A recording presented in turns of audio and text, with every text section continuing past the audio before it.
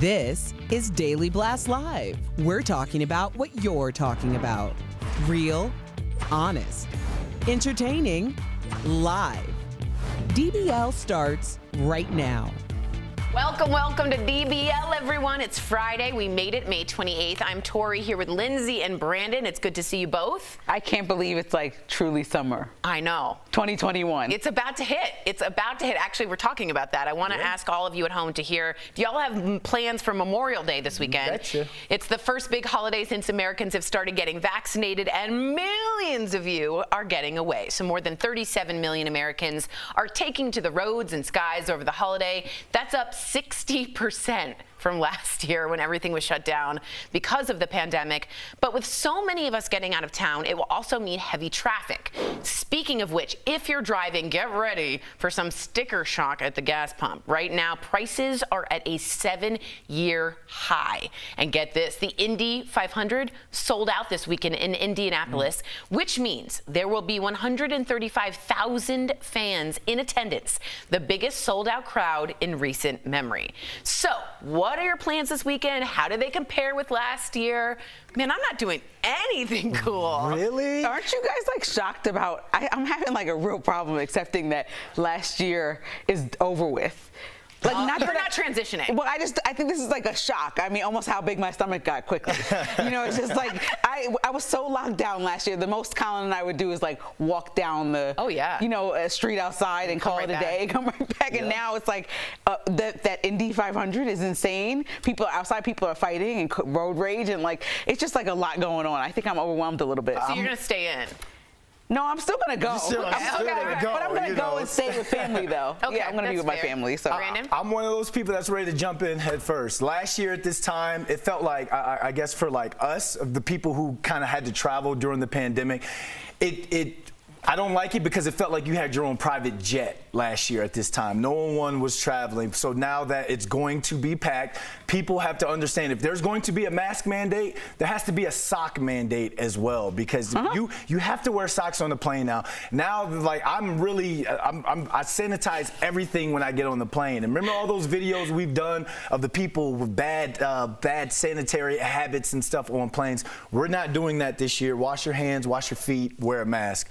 I do hate when I see the foot up in the airplane. Yeah. I don't like the bare foot. I know, where are you saying up? Where do they have it? Sometimes they'll put it right on the thing. No, I'll put my hand right on the That's foot exactly and say, right. move. That's disgusting. It's really bad. All right, speaking of things getting back to normal, millions of Americans who are single have been playing it safe during the pandemic, but now that about half of us are vaccinated, some are saying that 2021 will be the summer of sex.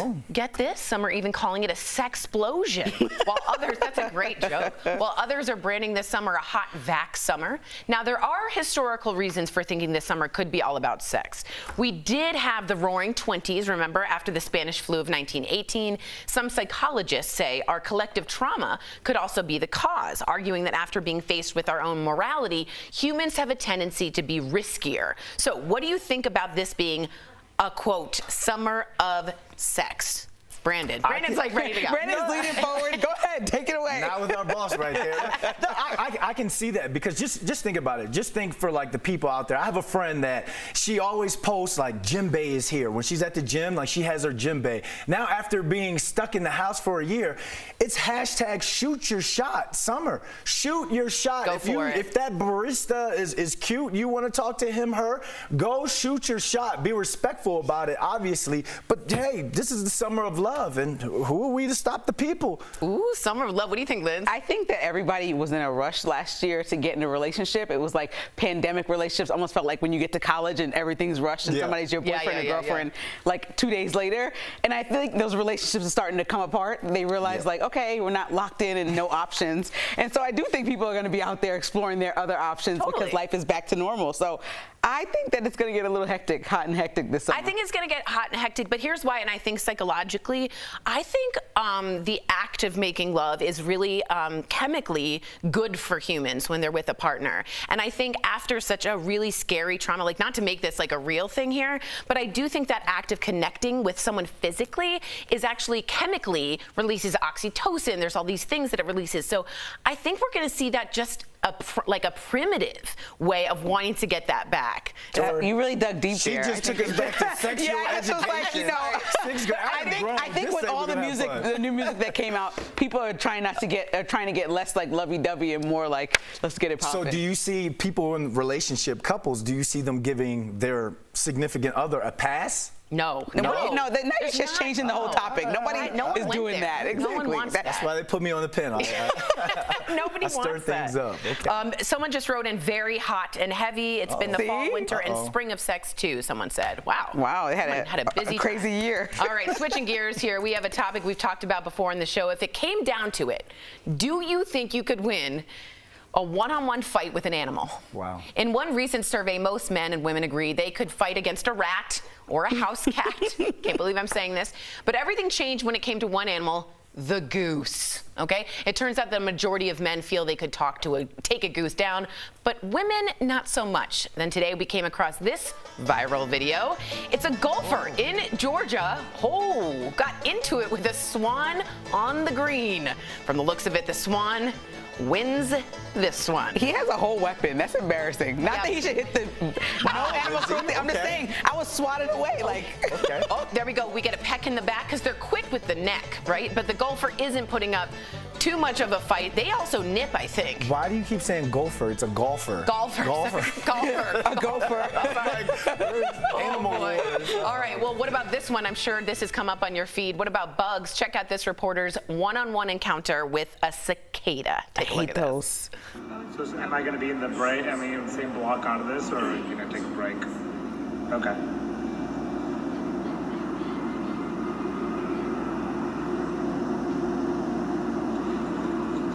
Oh my God! There's another cicada. What the hell? Do I have more on me? It's so disgusting. The producer is laughing. Mike Pence, move over. Yeah. Mike Pence, move over. But your camera person is supposed to let you know you have a cockroach on you. Do you know, so cicadas, if you don't know, they come out every 17 years. They live under the ground, and every 17 years, and this is the year, and I'm from the East Coast, I don't know about you, but I remember the cicada influx. You step on them, they sound crazy, they're all everywhere. It's like an infestation. Bugs are my worst nightmare. I'll call an exterminator if I see like a fly that came from outside. You're a little too much This into is it. disgusting. And it reminds me of the olden days reporters that, you see all the viral videos of like a bug going in their mouth and them. Like there's nothing you can do because especially if this man was live, that gets really awkward. It's awful and it's scary and you're in the Capitol. Can you imagine? And to go back, man versus animal, I like when you say, can you take on an animal one-on-one? No. I've been hit by NFL linebackers before. Yes, I understand that. But when you're dealing with a wild animal, you can't verbalize and tell it stop. Like if someone's beating me, I could be like, hey, stop. He'll be, all right, I'm beating Brandon up. It's over. No, but a bobcat, you can't tell a bobcat. You can't tell a goose. This is a genius take. Stop. Did you go from goose to bobcat? Can you beat a goose I or not? wouldn't even step in a room with a goose or a bobcat. No, A goose? One-on-one. No, you just saw him attack someone I with could a beat weapon. that You want to know goose. something I found out about geese? They sleep with one eye open. See? They're always watching. Coming up on DBL, we're talking to comedy legend Louie Anderson. How does he really feel about being the, quote, token white guy and coming to America? And what do your snacks say about you? A lot more than you think. That's coming up next. Closed captioning provided by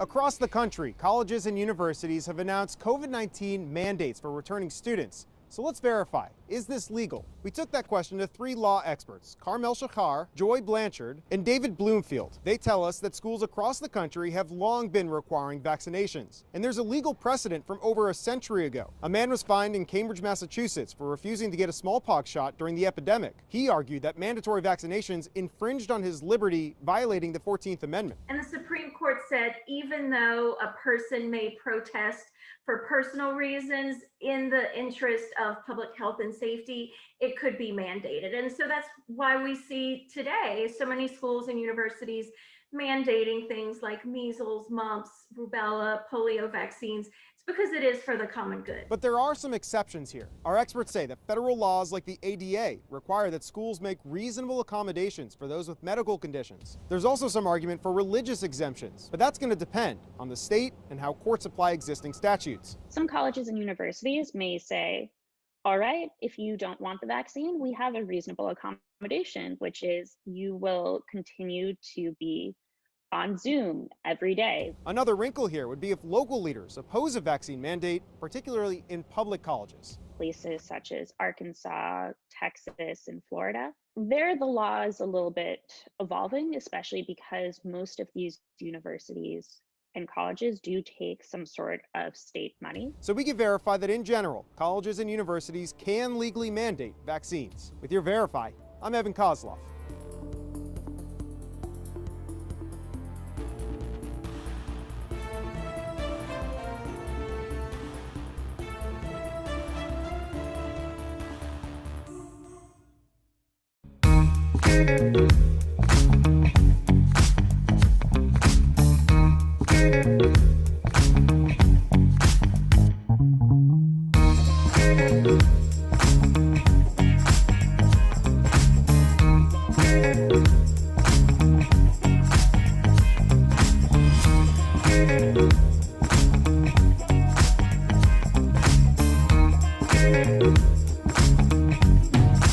Welcome back to DBL. For a lot of us, it's one of our favorite pastimes. That's right, I'm talking about snacking.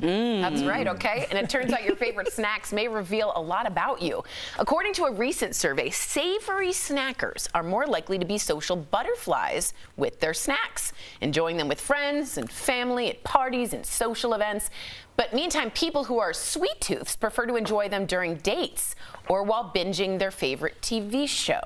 Other details about sweet snackers include their favorite music is rap or hip hop. They also prefer comedic books, movies, and TV shows. On the other hand, savory snackers are more likely to prefer blues or rock music, and they like historical fiction books and sci-fi movies and TV shows. So what are your thoughts? Do you agree? What do you think your snacking says about you? That got a little personal. They're like, you're a Sagittarius and you have a golden retriever. Like, why was it so serious? I felt like the sweet thing hit the nail on the head. Oh, did it? Because I love candy. I loved candy before I was pregnant. I love candy even more now. That has not changed. It has not changed. But some things I like are more sweet things, like Honey Nut Cheerios. I never ate cereal since I was like 10. You eat cereal I now eat cereal as a in the snack? morning. Wow. Oh, in the morning. Oh, okay, and as a snack. Okay, yeah, and as a snack. And what else do I eat? I really like these sour rings now from Whole Foods. They're like organic sour rings that you can get. So has your taste changed from being pregnant to not being pregnant when you snack? Everything tastes good now. Do you go healthier? As opposed to like, will you go healthier, or will you get like instead like the popcorn chips or whatever they're called? Yeah, I'll go in the chip aisle and get the ones that say organic popcorn chips. Okay. But I'm still eating chips. So if you had to go sweet or savory, what's your choice? Sweet for sure. Sweet for sure. What are you? Savory or sweet? I guess sweet, because I am a sucker for flan. That is my snack.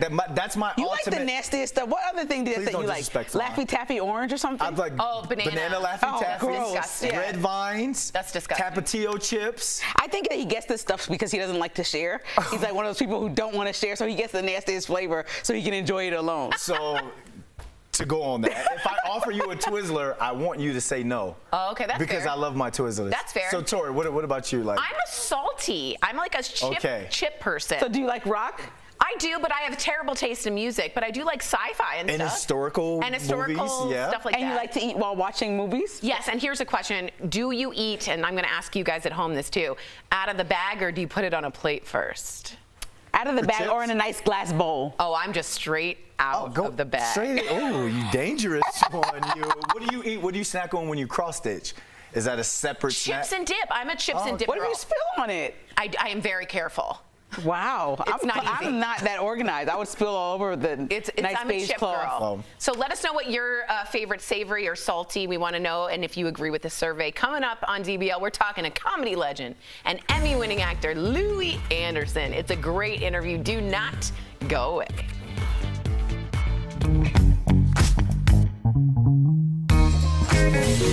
A lot of teachers are worried that this year's summer slide could turn into a secondary pandemic plummet. Let's connect the dots. In an average summer, students can forget up to a quarter of what they learned in the school year. That's an even bigger concern right now. After a year of online and remote learning, teachers in North Carolina estimate 75% of this year's third graders aren't reading at a third grade level. That means any backslide could put kids more than a year behind. It's part of what prompted the North Carolina Department of Public Instruction to require schools to offer in-person summer programs. Education experts say even just a month's worth of in-person summer school can raise testing scores in reading and math as they head into a new school year. And that's connecting the dots.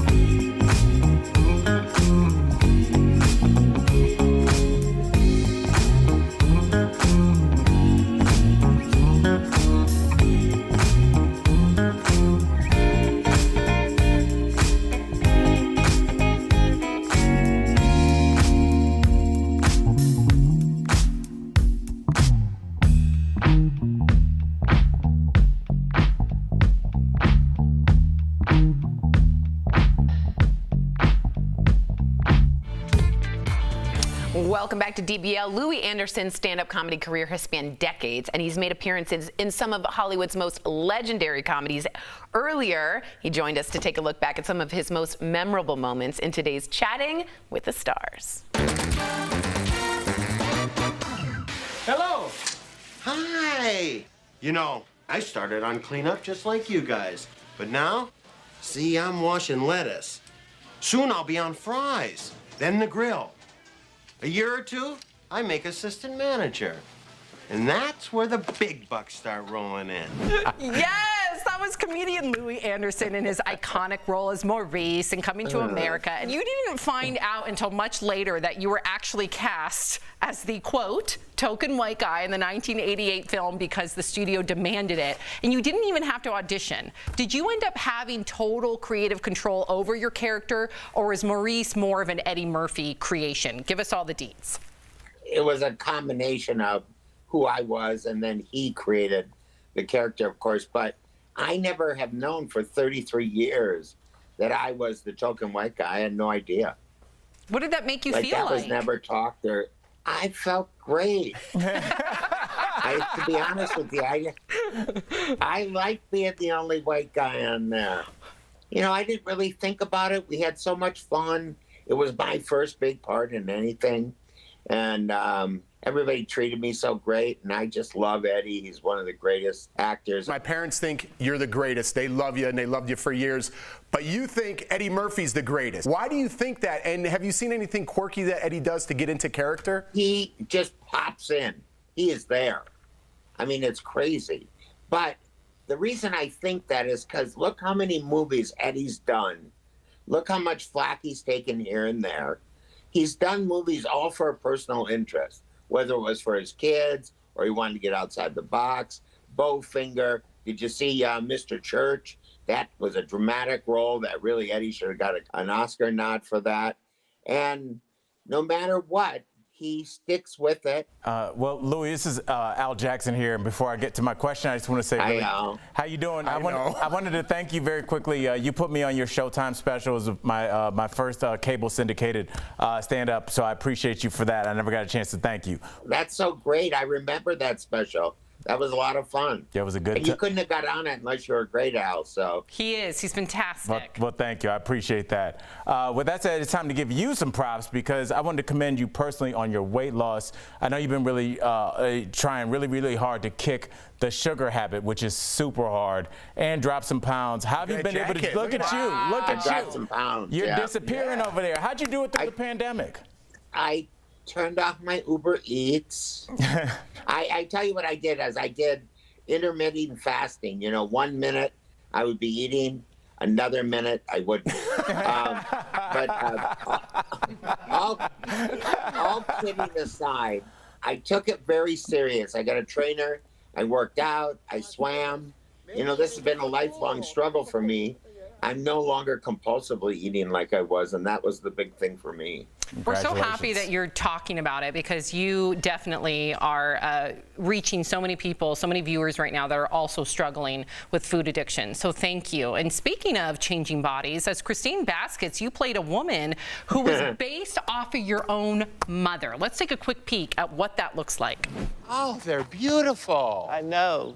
Daniela's gonna want to see these. This is Bucky Boy, that's Lady, and that's Bucky Girl. Oh, well, can we change one to Esther for me, Ma? Okay, so Louie, I gotta ask, what's your favorite thing about playing a woman? I didn't realize how comfortable the clothes were. The clothes are so much more comfortable. Man, you know, I'm tired of being lowered into my pants. And I love the idea of wearing those outfits and really feeling alive and happy. And, you know, I channeled my mom because I think she would have been so happy to play a part like that. And so I did an homage to her. I had so much fun. I really, you know, I felt like I was a woman. I didn't feel like I was a man playing a woman. Very cool. DBL Nation, for more of Louie Anderson, do not miss his newest and hilarious stand-up special, Live with Louie, in Las Vegas on June 12th. Yes. Louie, thank you so much for chatting with us, for always being candid. We appreciate you. We'll be right back. Thanks, brother. Thank you. I love you guys. I just want to tell you, you're all doing just a great job. Oh, wow. Honest to God. Just the greatest. Thank you. That means a It's lot. very man. hard to do what you guys are doing. All right, come back and see us, That just man. made my year. Thank you, Louie. Promotional consideration is brought to you by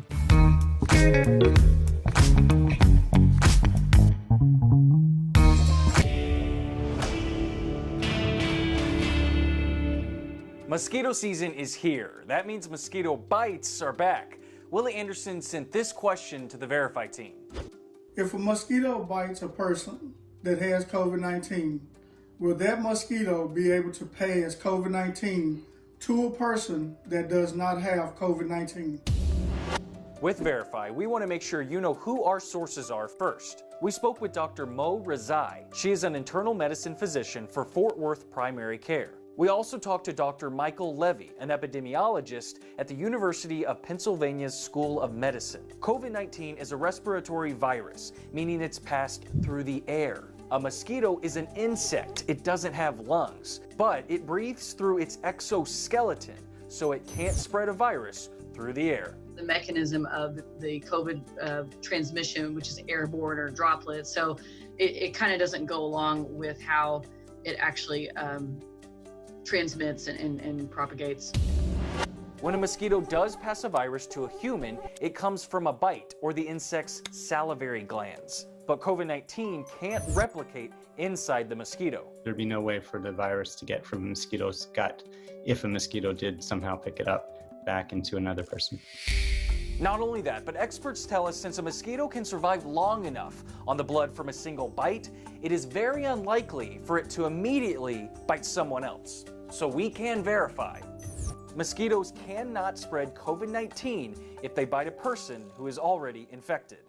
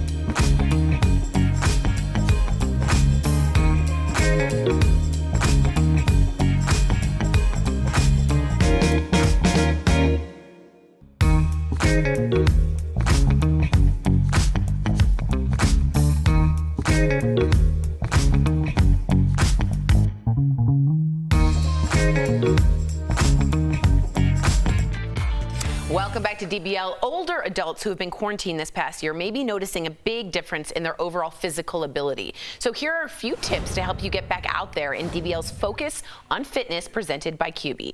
First, it may sound obvious, but really reconnect with your doctor and schedule a checkup to see where you need to focus on building strength.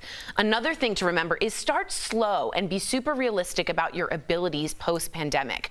Lastly, reestablish a routine. Having structure to the day with exercise will get you back to feeling like yourself. Staying active is so important, and QB has made it easy. Regardless of physical ability or age, try their under-desk elliptical at home. Call 1-800-782-2351 or visit QB.com to learn more. I need a cue in the chat. Everyone's just been talking about their favorite snacks the entire show. And now I'm like super hungry. People said plantains. I really love those too. Plantain chips, yeah. And cereal, they went off on that. All right, we got some comments. Travis says, give me a big bag of salt and vinegar chips and I'm good to go. Ooh. I love it when it even burns your tongue. It's so vinegary. Yeah, but your breath after, I'm fine with it. You're okay with it? I'm alone in the dark, Brandon. I want to know how many people think that that Brandon's choices are gross, because he also likes Charleston shoes.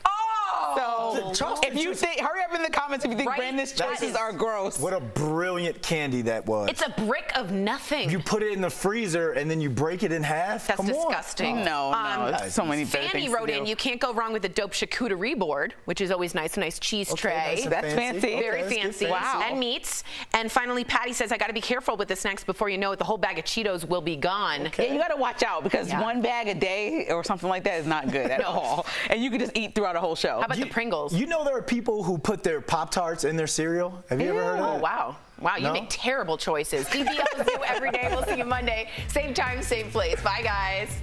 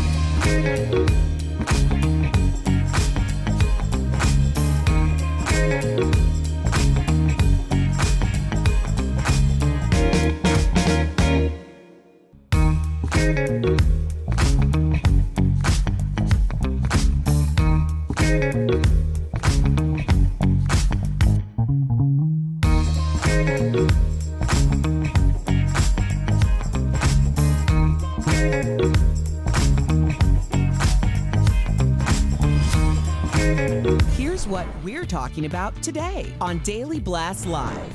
America is getting back to normal as nearly 40 million people travel for the Memorial Day weekend. Will you be one of them? From hitting the roads to hitting the sheets, why the next few months are being called the summer of sex. Plus, Chef Gernard is serving up mouth-watering recipes perfect for your backyard barbecue this holiday weekend. And a bird blitz caught on camera, the swan that almost took out a golfer. Ow! Real, honest, entertaining, live. DBL starts right now. Welcome to DBL. If you only knew what we were all talking about before these cameras rolled. Okay, it's Friday, May 28th. I'm Sam here with Al and Tori. Erica joins us from home. We are all in pink today. Oh, look at that. That is beautiful. I love that. Not me. And Al looks like a Werther's original. Yeah, she did. She said that, and I can't refute it. Sometimes you just got to move on with the stories. We will move on with the story, shall we? That was okay, good. so do you remember the story we told you about earlier this week where a Southwest passenger punched a flight attendant? Well, we've got some new details, and there's new video of the altercation. A warning to our viewers, what you're about to see is graphic. Take a look. We are going to school you.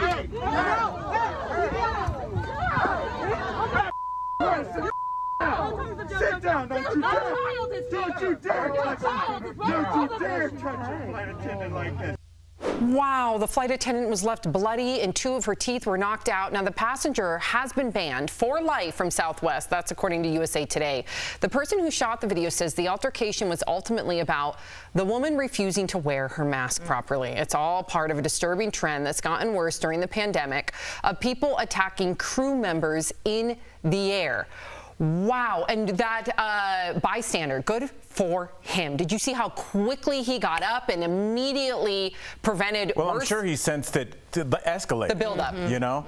I just, Sam, this started, Tori, Erica, this started right at the beginning of when masks were going down. Remember at the beginning, everybody was like, we're in this together. We love you frontline workers. And what was the next thing you saw the next couple months? People yelling at 19-year-old Pizza Hut employees. This is going a little bit deeper, but I feel like there is a group of American workers that we prevent from getting $15 minimum wage because there is a weird, purposeful thing to abuse these people. We yell at these people at Walmarts, we beat them up in the air, and no one says anything. If somebody hit a congressperson like that, that would have been the end of them. But this woman just can't fly Southwest. Oh, well, I guess she has 15 more carriers to choose from. Where are the punishments, Tori? I agree with that. The FAA should step in here at some point to protect, because essential means what? How essential are you if you're allowed to get beaten up and nothing really of consequence happens? So I think the FAA federally should get involved here because those people should be protected. Erica, what do you think? I just think it's ridiculous, and some people are ridiculous. At the end of the day, it's almost as if, I always say fame or shame, it's all the same game, because people really, for lack of a better word, I don't want to say what they're proud of having any type of attention. So the idea that there's consequences, for some people, it doesn't matter. Yeah, no, there's the person's name is escaping me. Somebody that was known years ago for getting on one of those first viral videos, one of those girl fights that unfortunately became sensationalized. To Erica's point, in the interview, she told her mom that, but isn't bad publicity good publicity? Wow. So, she's right. Yeah, well, for some people. Okay, so speaking of travel, do y'all have plans this Memorial Day weekend? Because it's the first big holiday since Americans have started getting vaccinated, and millions of you are getting away. More than 37 million Americans are taking to the roads and the skies over the holiday. That's up 60% from last year when everything was shut down because of the pandemic. But with so many of us getting out of town, it will also mean, you better believe it, heavy traffic. Speaking of which, if you're driving, get ready for some sticker shock at the gas pump. Prices right now are at a 7-year high. And also, you guys, get this. Yep, the Indy 500 sold out this weekend in Indianapolis, which means there will be 135,000 fans in attendance, the biggest sold-out crowd in recent memory. So what are your plans this weekend, and how do they compare with last year? Right in DBL Nation, we always love to hear from you. Tori, what are you guys doing this weekend? Anything? I'm doing nothing. I don't want to do anything. I don't want to rush it. I don't want to rush out there and go like, woo! I'm just a little nervous. You know me, a little anxious. But there's a lot of area between woo and nothing. Well, that's where I am. I'm living in that area. I just don't feel comfortable all the way, but I'll go get some ice cream on a nice walk. Beautiful. That sounds amazing. That sounds amazing, Sam. Yes. Some people have climbed every major mountain in the world. That's amazing. Tori getting ice cream is cool. It's mint chocolate cookie. That sounds incredible. I'm still mad about the Werther's comment. Erica, what do you have planned for this weekend? I'm with Tori, nothing. Which is exactly what we did last year. And we've had a lot of last minute travel. My mom just left yesterday. She was in town visiting. We need to get our lives together. So that's what we're going to use this weekend to do. Smart. We're going to plant bushes. I'm very excited about it. Watch out. Yep. I just feel like your plans are so boring. I shouldn't drive or operate heavy machinery after this show. I'm drowsy. What are you doing this weekend that's so fantastic? I'm having my nephew in town, who I haven't seen in a year and a half. So yeah, him and his girlfriend are driving up from Scottsdale. So I'm excited. I haven't seen him in a while. Proud of him. Are you the cool uncle? I hope so. Not in that outfit. Yeah. Yes. Okay, speaking of things getting back to normal, millions of Americans who were single have been playing it safe during the pandemic, but now that's all about to change, because now that we have about half of us are vaccinated, some are saying summer 2021 will be the the summer of sex. So get this, some are even calling it a sexplosion, while others are branding this summer a hot vax summer. Now, there are historical reasons for thinking this summer could be all about sex. We did have the roaring 20s after the Spanish flu in 1918. Some psychologists say our collective trauma could also be the cause, arguing that after being faced with our own mortality, humans have a tendency to be riskier. So what do you all think about this, quote, summer of sex? I don't think so.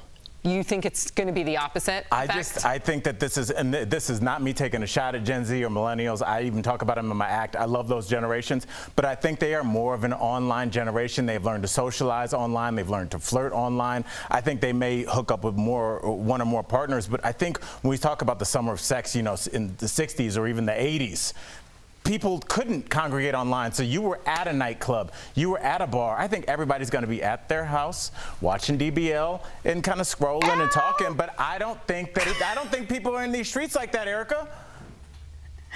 Al, you sound about 185 years old right now, okay? There is no substitution for true intimacy, but I am very concerned about this, quote, summer of sex. I'm just very, very concerned for our singles, because if people are as indiscriminate about using condoms as they were about using masks, it's going to be a different type of hot girl, hot boy summer, if you know what I mean. So please be safe out there, people. She gets an O, but I'm being an old man. She just gave us a... She gave education. A health teacher education. She gave education. You gave Bummertown. You ruined it. I did not say Bummertown. You gave Bummertown. Thank you, Erica, for that button. We appreciate you. Coming up on Diddy posts a throwback pic with J.Lo, you guys. Is he still yearning for her after all these years? Come on now. Thirsty. Plus, Chef Gernard is back and hooking us up with a delicious holiday weekend menu. And what do you think about snacks and what they say about you? A lot more than you think coming up next. Closed captioning provided by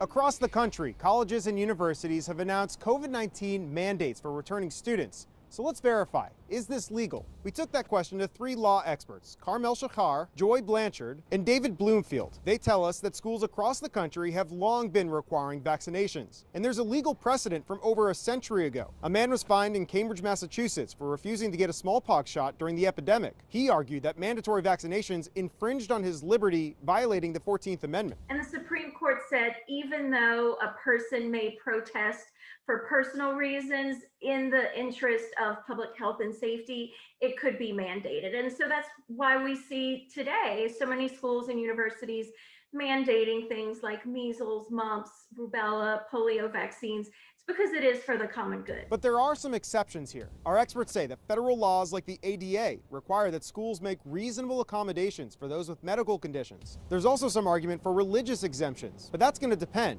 on the state and how courts apply existing statutes. Some colleges and universities may say, all right, if you don't want the vaccine, we have a reasonable accommodation, which is you will continue to be on Zoom every day. Another wrinkle here would be if local leaders oppose a vaccine mandate, particularly in public colleges. Places such as Arkansas, Texas, and Florida, there the law is a little bit evolving, especially because most of these universities and colleges do take some sort of state money. So we can verify that in general, colleges and universities can legally mandate vaccines. With your Verify, I'm Evan Kozloff.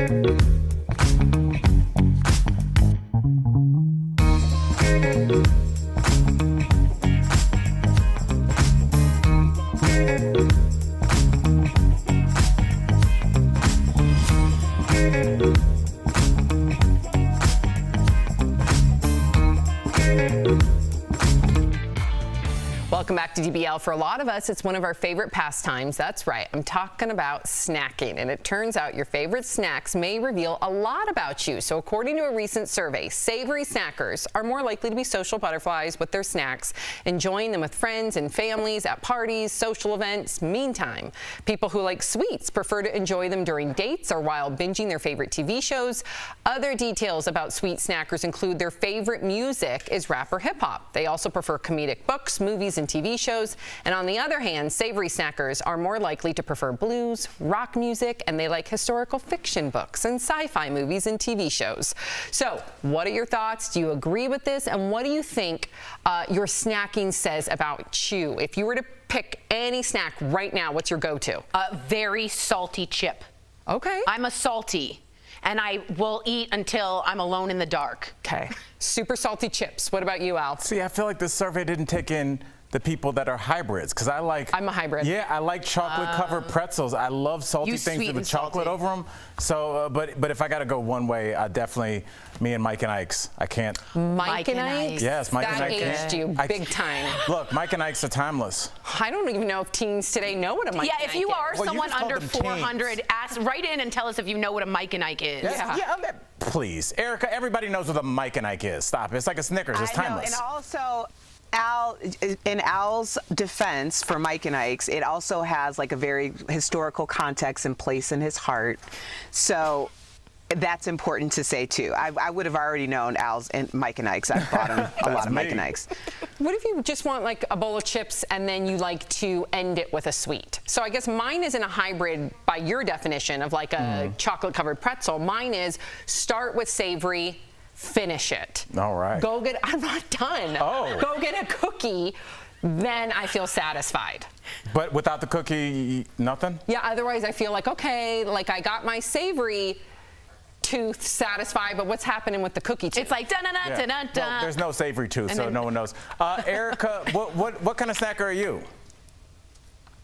Y'all know I'm sweet, but I can't go for savory, but I'm all about the gummies. She's all the about gummies. The, Sour Patch Kids, the Lifesaver gummy, like the Welch's fruit snacks. Erica That's color my coordinates thing. hers. Did you know that? Everything you can get at like an airport gift shop. That's what she eats. She color coordinates her snacks. You go in, like the jar will be like all with the red. same color. She'll pick out like all the other colors. So she. Do you see her? She can't, Erica is just put together. Even her snacks, everything's got to go. Yep. Yeah, I don't pick them out. I go to the candy store and I get the jar and I go with it. I'll have it next. I'll have it later for y'all so you can see it. All right, speaking of food, next on DBL, Chef Gernard is grilling up an easy peasy feast that will make your mouth water this Memorial Day weekend. And later, the world's most expensive car. You won't believe how much this custom Rolls Royce is going for. A lot of teachers are worried that this year's summer slide could turn into a secondary pandemic plummet. Let's connect the dots. In an average summer, students can forget up to a quarter of what they learned in the school year. That's an even bigger concern right now.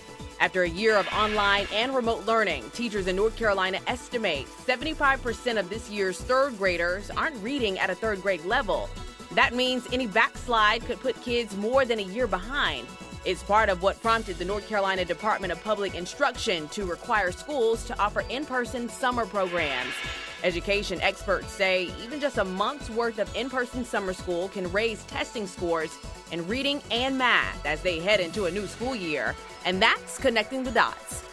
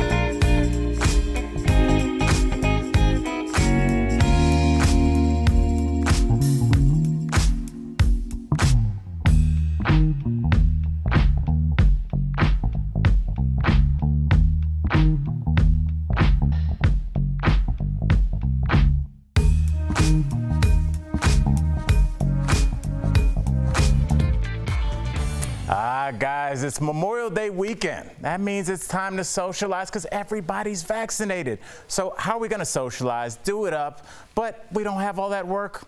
Guess what? We got Chef Jannard, our friend, family here at DBL to show you how. Check it out. Chef Jannard, welcome back to DBL. Now we're going to talk a little about my favorite pastime here, Chef, grilling. Yes. Now, Chef, I know burgers are kind of the Memorial Day staple, but between the prep time and cooking, I'm talking about the good burgers that you put your hands into. I want something faster, Chef. What do you suggest we do this weekend instead? Man, this weekend, you know, is all about getting back to what we love, hanging out, spending time, but we need to spend more time with each other. So you don't want to be bogged down on the grill. So we're going to kick off a pineapple salsa shrimp, and then we got some nice steak. Then we're going to do a garlic, butter, and olive oil mixed with a little parsley to go over that bad boy. And this is simple. See, you go ahead and fire the grill up, go ahead and pour those cocktails, and then all you're going to do first is, what we do is we're gonna hit our steak with a little of our salt and cracked black pepper. I always like adding a little of my southern barbecue season to it. You can use whatever cut of beef that you want and just go ahead and lay that thing on the grill just like that. Now, also it's all about that sauce. Well, we're gonna close that big green up real quick. Now, right here I got some butter that I've melted and allowed this smokiness to get in that butter, because this is that sauce for the steak right there. You want to go ahead and pour that in there. Now, once you pour that in, then you got your minced garlic. See, you always want to have some garlic that goes good with the steak. We're going to get the garlic mixed in with the butter. Then we got our parsley here.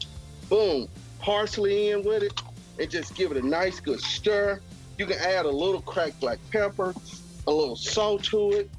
And then I love just adding just a note of the olive oil. And see, guys, while you add the olive oil to it, that keeps it, as this butter cools, you know how the butter starts to harden back up, but that olive oil keeps it from fully just blending back together. So cool dipping sauce right there. Now we're gonna sit that to the side real quick. We're gonna get back to that steak in a minute. Now it's all about the shrimp. Now, you know, a good barbecue shrimp, you're thinking, hey, olive oil for it. Then we got a little barbecue seasoning. You know, the shrimp, it's your world on what size shrimp you want to go with, as I always say. Jumbo. Tomato. Yes, exactly. The larger, the better. And then the thing is, you know, shrimp cook up relatively fast, so you want to just lay those bad boys on the grill, just get them all evenly on the grill. That snake is looking good back there. For the sake of time, I already got some shrimp that I've already grilled off right here, very good. Now we're going to go into that salsa. So some cool pineapple. Now, another cool trick that I do, I love using fresh pineapple. And you know what I like to do? Before you dice that pineapple, take that bottom part, pop it on the grill, and smoke that pineapple. Get that smoky flavor. Oh, that's a good idea. All about, you want to give them that grilling experience without having to go through a lot. Now we're going to add a little of our red onions in here. We got us some nice red bell peppers. Want a little heat to it, so we're going to add in just a little bit of jalapenos. Now we're gonna add in just a little lime juice. Now, I'm looking at that, and I was gonna say, I've learned the hard way about the seeds and the jalapenos. That's like the jalapeno is just the car, the seeds are the people inside. Like, watch out, they're the hot ones. Exactly. Check out this right here. Look at this. That's all about the presentation, sir. I love it. All about it. Look, for the sake of time, you already know I had one of them big boys. Check out this bad boy right here that we just smoked. But let me grab one of my forks, let you see how beautiful this thing. My mouth is watering, literally. That's just, really, Chef, what you're doing right now is kind of mean to us. Unless you want to text me your address. Now, Chef, how can I really impress my guests with not a lot of effort? Because that's kind of my MO. If you take the shrimp and you dice them up and blend it in the same size as the salsa, then what you do is get you some nice good tortilla chips. Get you some nice tortilla chips, boom, just dip and serve. And now you got a true pineapple shrimp cocktail salsa. So we appreciate you, man. You are family as always. Cheers to you, the DBL family. Thank you as always. And to get the full recipes for all these great dishes, head to our website. And to see more of Chef's amazing recipes, follow him on Instagram or Facebook. Chef, as always, thank you so much. I hope you guys have a great weekend. Thank you. Thank you. Happy Memorial Day. Happy Memorial Day. We'll be right back, everybody. Promotional consideration is brought to you by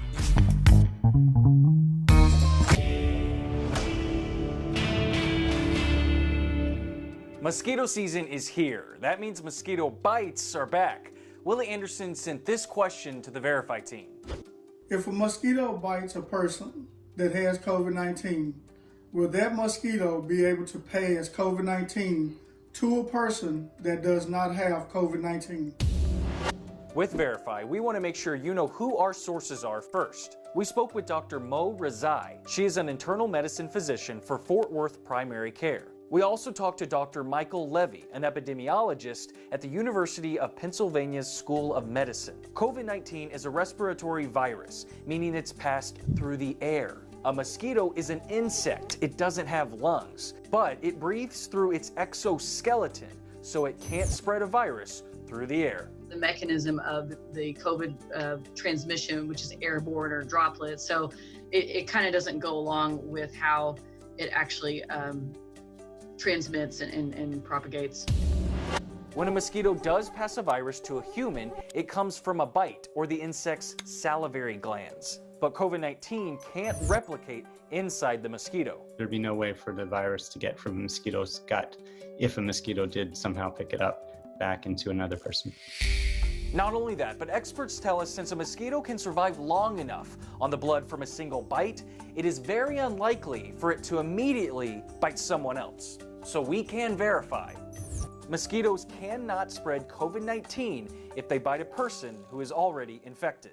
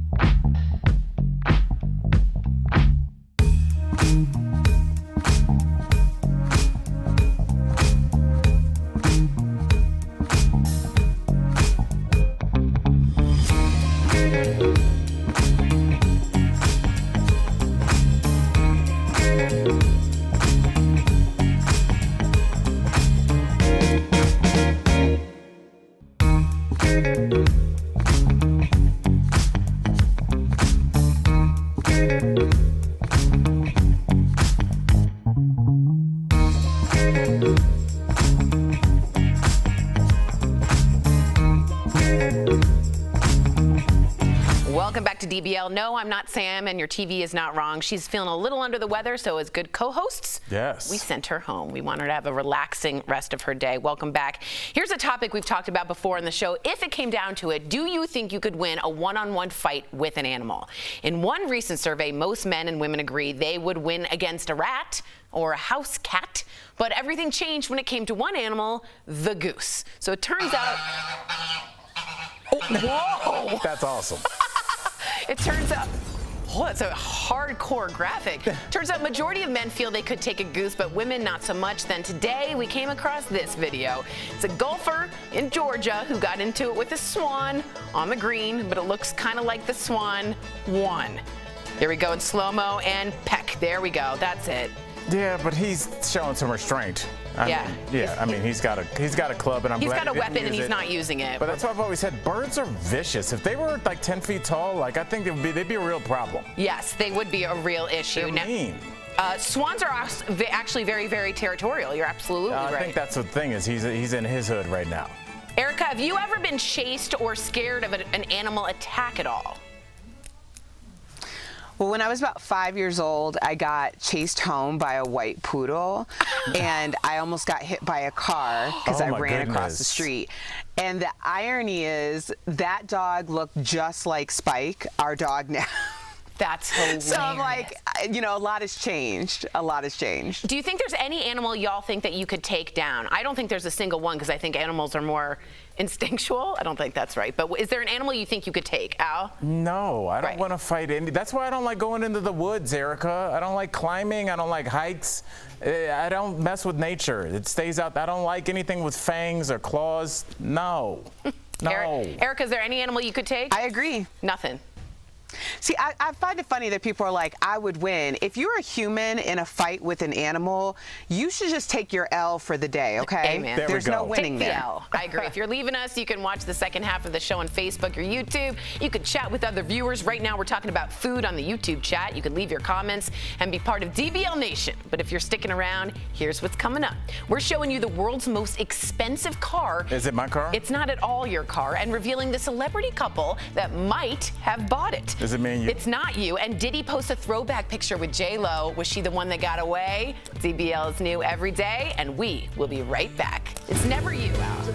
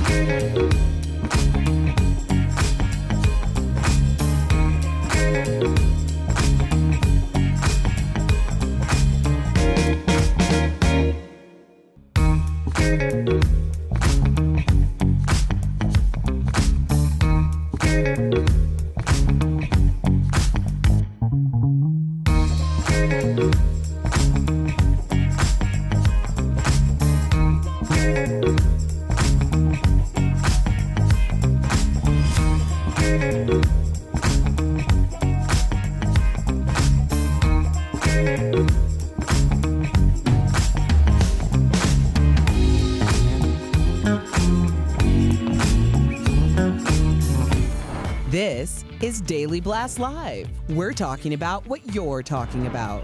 Real, honest, entertaining, live. DBL starts right now. Ooh, welcome's dancing. Welcome back to DBL. This is old school mac and cheese vibes. Oh my gosh, at the beginning of the pandemic, do you guys remember? It was just Al and myself, mac and cheese. Good to see you, buddy. Good to see you too. All right, Erica, finally we have Spicy joining us with the mac and cheese, right? She added a little spice. All right, that was great, Tori. Jennifer Lopez is getting some attention from another one of her exes. J.Lo's old flame P. Diddy posted this throwback photo, on Instagram, of them holding hands back when he was known as Puff Daddy. Who can forget their time as a couple, especially after J.Lo walked the red carpet in this iconic dress in 2000 at the Grammys. They dated for 2 years. They split in 2001. In past interviews, J.Lo said it was rocky and it ended with a bang. So I've had different reactions from people, but twice people, Al, have agreed with you, and I want you to explain your theory. Erica, my theory is that he is super thirsty. Like, there is no reason. I mean, they're like 25th mile of a marathon thirsty. There is no way that you would post a picture of you and your ex while she's openly with somebody else. You're not being cheeky? I can't imagine, of all the pictures that Mr. Combs has taken, that this is the picture he needed to post, Gabby. I think that this is waking up and choosing violence season, because this morning, Miss Vivica A. Fox posted a throwback of her and 50 Cent back when they were dating. Now, this came after a full week of people talking about the fact that she called him the real true love of her life. Yeah. So it's interesting because J.Lo appears to have rekindled things with Ben Affleck, and of course 50 Cent is with someone else, and so it's just I guess that's just the season that we're living in. It's just the throwback season. I think Diddy was just trying to be funny, but that couple, I think, was such a power couple. When you think power couple, Diddy and J.Lo, I remember just being at the top of their game. Quick fact about 50 Cent, he got a 12-carat ring given to Vivica Fox, and then when they broke up, he split them and made them into earrings. Oh, I don't know about that. Should she have been able to keep that ring? I don't know. Just thought it was interesting. That's interesting. Yeah. Yeah, she should have. Yeah, I think so too. It wasn't an engagement ring. It was just a ring. Wow, she just mic dropped that one. All right, this Memorial Day weekend, we could see the return of big blockbusters taking over the box office. There are not one, but two big movie releases this weekend. Finally, John Krasinski and Emily Blunt's long-awaited thriller, A Quiet Place 2, opens today. The sequel was supposed to open last year, was, of course, delayed, though, due to the pandemic. Emma Stone's Cruella will also battle it out at the theaters. The Disney movie tells the origin story of the 101 Dalmatians villainess Cruella de Vil. So DBL Nation, we want to hear from you. Are you ready to go back to the movies? Go to dblvote.com to weigh in. Erica, are you going back to the movies? The popcorn, it's $100,000 to see a movie? What are you doing? It's been a long time since I've seen a movie in a movie theater, so that's probably not going to be my first stop, but I'm glad to see the movie theaters reopening. Obviously, that's a big business and that's a lot of revenue for people, so I hope that people do it safely and they go and enjoy the cinema. Enjoy the cinema. 1920s. I love it. Go ahead. Well, you know, there's different kinds of movies. There's like the movies, and then there's the movies that you can get a martini and like a meal in. Yeah. And you know, I think there's always like one of those theaters in the larger group of theaters. So maybe I might do that, but I'm more of an at-home person. Wow. So I don't, because I have ADHD, so it's like hard, because like I'll hear somebody like just trying to open pretzels, and I'm like, I want to snatch the bag and just open it. I appreciate you trying to open it slowly, but you're making more noise. And that's all you're thinking about. Right, and then they turn their phone on, and then the blue face, and now I'm mad, and I'm out of the. Wow, you do sound like Get Off My Lawn old at this point. I will say, the Werther's original. Yeah, he's the Werther's Comes with original. the house. I'm very excited for the movies. I'm a movie girl. I like the Jurassic Park type of movies in the theater. I want to see a quiet place. Nice timely reference. Well, that's the last time I probably saw a movie. 30 years ago? I'm just saying I miss a big Tom Cruise, Mission Impossible, James Bond, Titanic type of movie. That's what I want to see. Another timely reference. I We're up gotta to come 92. up with a better reference. What was the last movie you saw in the theater? Knives Out. Oh, it's a good one. It was a good one, but that was the last one. In studio. Yes. The director. Yes, Ryan Johnson. Yes. Excellent guy. All right, you guys got to hear this next story. Let's see the final vote, though. No, 57% of you say no. People are going. Don't believe them. You don't they just think? They need a rock. They need something to pull them, but they'll go. Al's calling you all liars. It's not cool. All right, Rolls-Royce has unveiled its most expensive car to date. I cannot get over this. It is called the Boat Tail. It is a convertible, and it costs $30 million.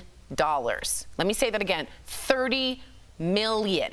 The car was built exclusively for a mystery couple with pretty deep pockets. The car features a unique rear deck that opens up like a butterfly or a boat tail, and an umbrella that automatically extends out for when you want to hang out behind your car. Now, there are rumors that it's Beyonce and Jay-Z. They are the mystery owners of the car, but for the moment, both Rolls-Royce and the couple are keeping quiet on the matter. What a waste of money! No. As soon as you leave the lot, it's losing money. But if you're buying that, Erica, you're not worried about money. You're buying that because you're probably one of 4 couples on the planet that can buy that car. You're not now, Erica, I have to ask you, as a woman that just got a wonderful couch today that we gave you shout-outs for on the group chat, would you and Mr. Anthony buy this car if you could? Or is this too much? First of all, Al, I did not get a couch. It's an ottoman. I got an ottoman. Yeah. 2 different things. School him. That's right. But yeah, Anthony and I are not car people. We just aren't. Anthony bought a car back in 2014. That has been our vehicle ever since. Like, we don't update cars. Like, we will ride or drive that car until the wheels fall off, and it has about 38,000 miles on it. That's not how we spend money. But do you like this, or is it doing too much? You what? Is this doing too much, or do you like this? I can appreciate it. I think it's way too much. I just think if you're in a position to spend $30 million on a vehicle, then you have so much money that that's just a drop in the bucket. So now you're getting creative about how you're spending your money. And if this is what you want to do, you made the money. Erica Cobb always taught me this: stay out of people's wallets and people's bedrooms, and I've always taken that to heart. But $30 million could... That's all we do on this show. I know, that's so true.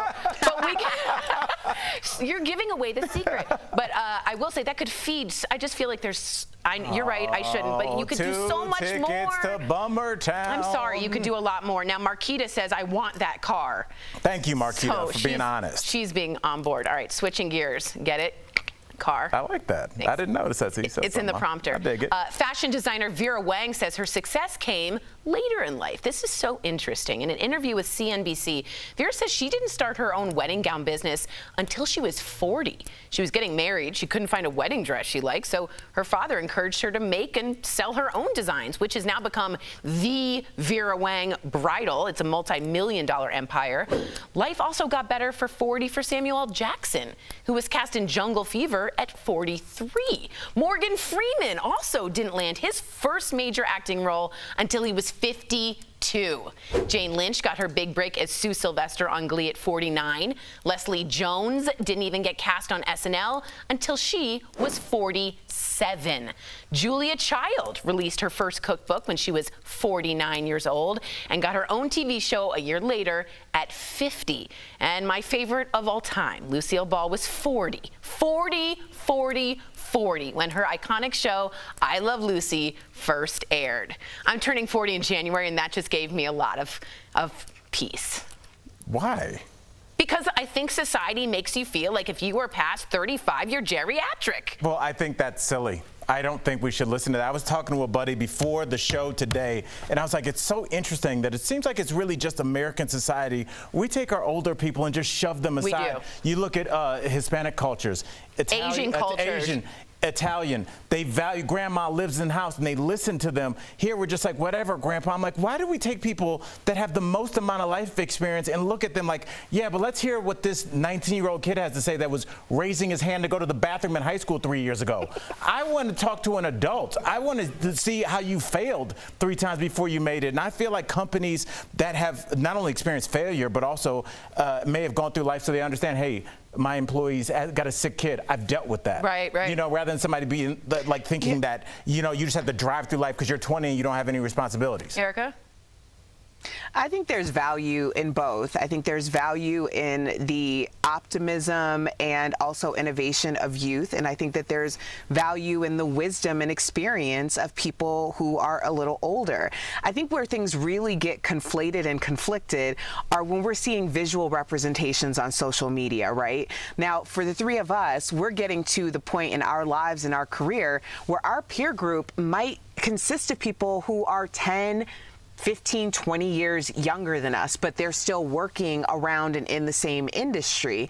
So when you're working together and as colleagues, it does appear that you should be farther along as some of your colleagues are, but you have to remember that time can breed more in terms of your wisdom, your education, your resources. So I think at the end of the day, people should just be really great at where they are and how they're doing things, because ultimately when you're looking 10, 20 years down the line, all those names that you were mentioning are iconic household names. So there's value to being a late bloomer, and there's value to, you know, having it somewhat together younger. That's such a good point. I'm also a really competitive person, which is what you're saying. Like, I'm always comparing myself to who's done it earlier, who's done it before. And there's a quote that I want to give our DBL Nation that really helped me, and it just said, "The race is long, but in the end, it's only with yourself." You're not really running with other people. You're just really running with yourself. That's why I'm really happy that I'm 40. I'll be 44 at the end of the month. I'm glad I have one foot in the digital and one foot in the analog world, because I lived in my 20s, which is great, at a time when there was no social media pressure. Right. So I just took my 20s and partied my face off. I didn't care what my peers are doing. I was in Miami having the time of my life, and I have no regrets because that made me who I am. So I really do think that there's a part of that, and I think that there is a little bit of shaming with, what are you doing with your life kind of stuff. I think you got to figure out your path. Have fun. Yeah, everyone, you're doing well. Just round of applause for everyone today, the whole audience. Coming up on DBL, a new season of American Ninja Warrior is kicking off, and we're talking to the host about it. Don't go away. Uh-oh, there it is. Closed captioning provided by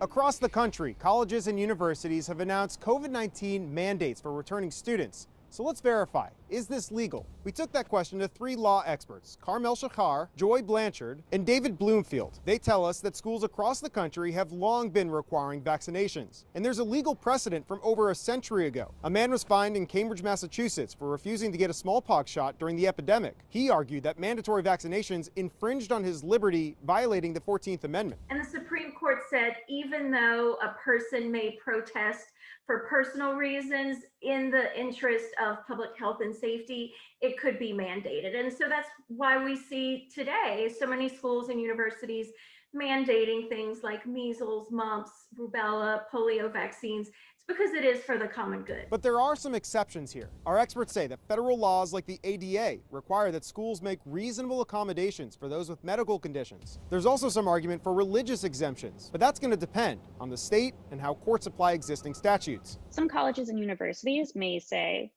all right, if you don't want the vaccine, we have a reasonable accommodation, which is you will continue to be on Zoom every day. Another wrinkle here would be if local leaders oppose a vaccine mandate, particularly in public colleges. Places such as Arkansas, Texas, and Florida, there the law is a little bit evolving, especially because most of these universities and colleges do take some sort of state money. So we can verify that in general, colleges and universities can legally mandate vaccines. With your Verify, I'm Evan Kozloff.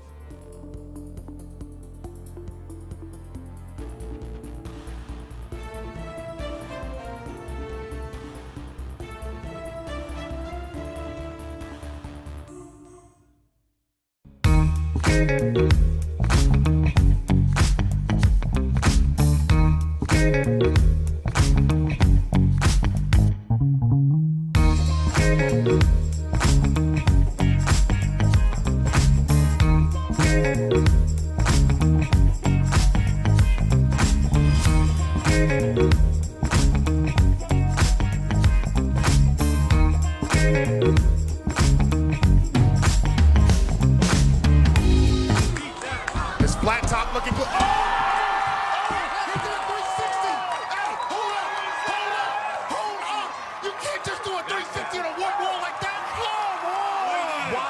Check this out again. Talk about looking good. Sorry. I can't be expected to be professional after that, but welcome back to DBL. You just watched a clip from American Ninja Warrior earlier. We caught up with co-host, he's incredible, Akbar Biamila, to talk about the upcoming season, and he gave us an inside look of what it takes to be an American Ninja Warrior. Wow. Check it out. Akbar Biamila, welcome to DBL. So we all know you from the NFL, right? Now you're a co-host of American Ninja Warrior, but you're also a dad to 4 beautiful children. You've pranked them several times on social media. So I want to know if they've ever gotten back at you. You know what? They've tried, but it's very hard for them to get me back. Because here's the one thing: my kids, they're suburb kids. You know what I mean? I grew up in the hood, so I'm always on the lookout. You know, it's like so they've tried different things. I'm like, nah, I saw that one coming from a mile away. So, but they did kind of get me one time where they had me look at a bottle, and I looked over real quick, and they got me all up in my face. But the majority of the time they've tried, they can't get me. I told them, I said, Dad's from the hood, guys. Now, correct me if I'm wrong, 13 years on American Ninja Warrior. I need to know, what was the wildest move that you've ever seen a contestant make? I think the wildest thing would probably 2 things. One, seeing Kevin Bull in season 6 we had an obstacle called Cannonball Alley.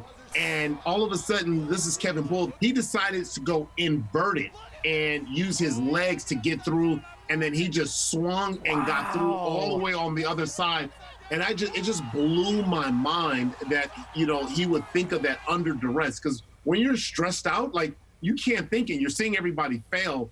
And I think another one probably would be for me was Casey Catanzaro, who became our first woman to ever hit a qualifying and a finals buzzer. And that just opened up the floodgates for all the success we've seen with the women so far. Now, some of our best ninjas, the top ninjas, are our female competitors. Wow, yes, they are. Cool. And you know what, we would have to bring up that you've completed the course, right? That was about 2 years ago for charity. It was such an impressive run. What was the most challenging part of the course for you? Aww. And also, were you embarrassed to take your shirt off? You're looking a little flabby there. Well, you know, I did have the dad bod going on. You look like He-Man. What are you talking about? Well, you know, it was crazy because, you know, going from the NFL to then coming into American Ninja Warrior, I was really afraid because I didn't want to lose any credibility. I'm a former athlete, and then I'm hosting the show. So if I fail, like, I lose all cred. So I felt like I had that pressure. Not to mention, my kids had never seen me play professional ball. So this was the only athletic thing they've ever seen me do. So I knew I had one shot, one fail, and I would never hear this down. My kids would look at me like, Dad, you couldn't do that. Next time you guys are in Denver, right? Yeah. Right, yeah. So next time we've been out there, I think twice already.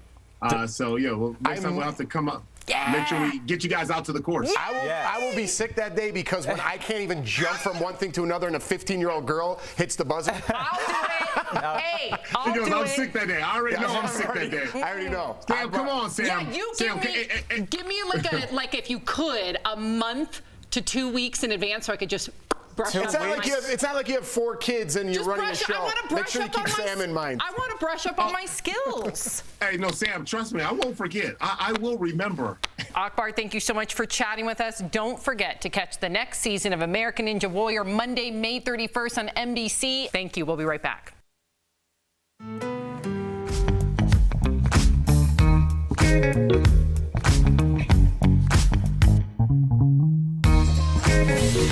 A lot of teachers are worried that this year's summer slide could turn into a secondary pandemic plummet. Let's connect the dots.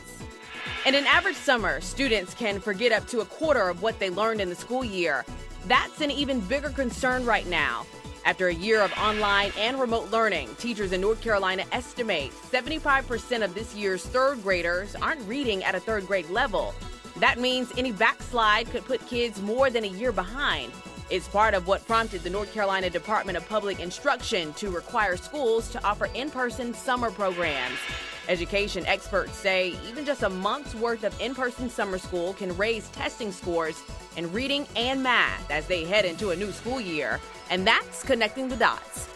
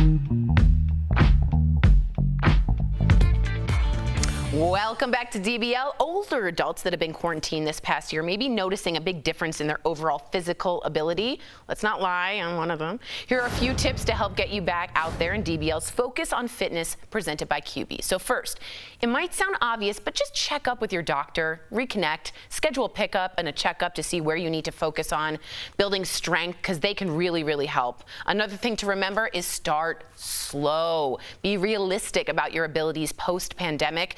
And lastly, establish a routine. Having structure to the day with exercise will get you back to feeling like yourself. Staying active is so important, and QB has made it easy regardless of physical ability or age. So try their under-desk elliptical at home. Call 1-800-782-2351 or visit QB.com to learn more. I think starting slow and giving yourself some self-compassion is really important when you start something new again.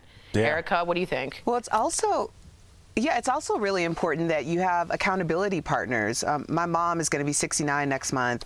She lost 45 pounds during the pandemic, and a lot of that has to do with, like, you know, she and I do the Peloton once a week. She walks with my sister on the phone twice a week. She has like an accountability partner for yoga twice a week. So she's been really trying to reach out to people in order to keep her accountable, and she's kept us all accountable, really. Dr. Cobb, first of all, Leo, who works here, came up with accountability buddy, or he told me about it, and it's a great little saying. I need an accountability buddy. I'll be yours. Yeah? Yes. Are you going to start? No. Okay. We'll be right back. Promotional consideration is brought to you by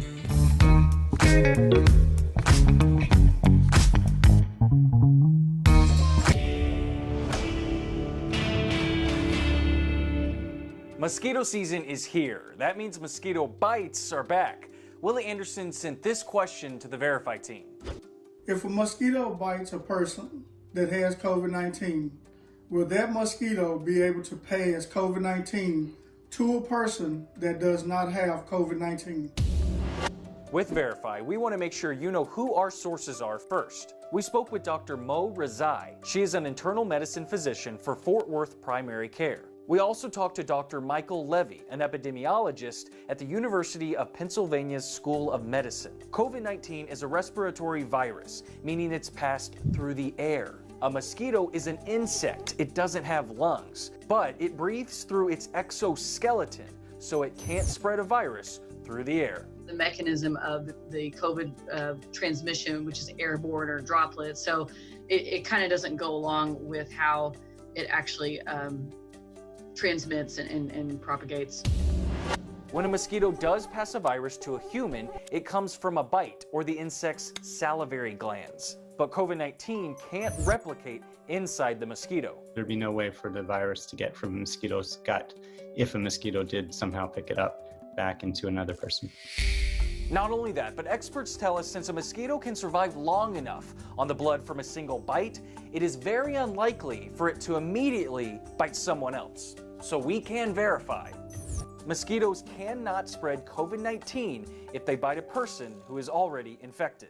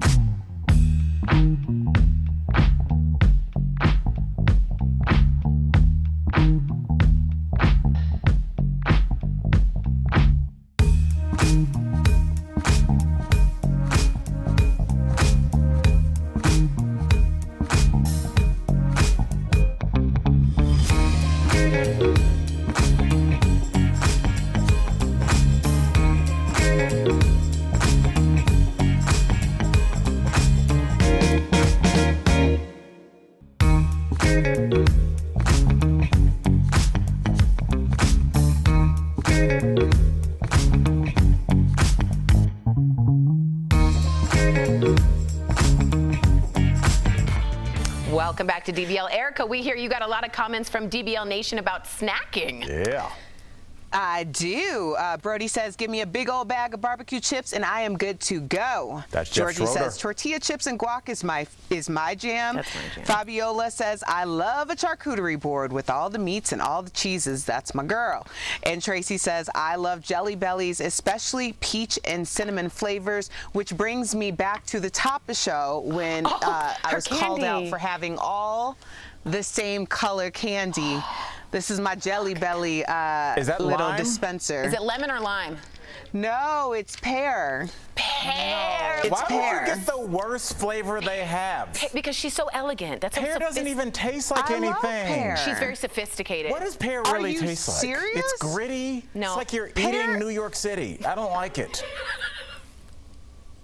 First of all, does anyone here, just really quick. Like you're eating New York City. It's grit. I don't This like coming from pears. the man who There's like yesterday dust in brought there. a steak that tastes like outside.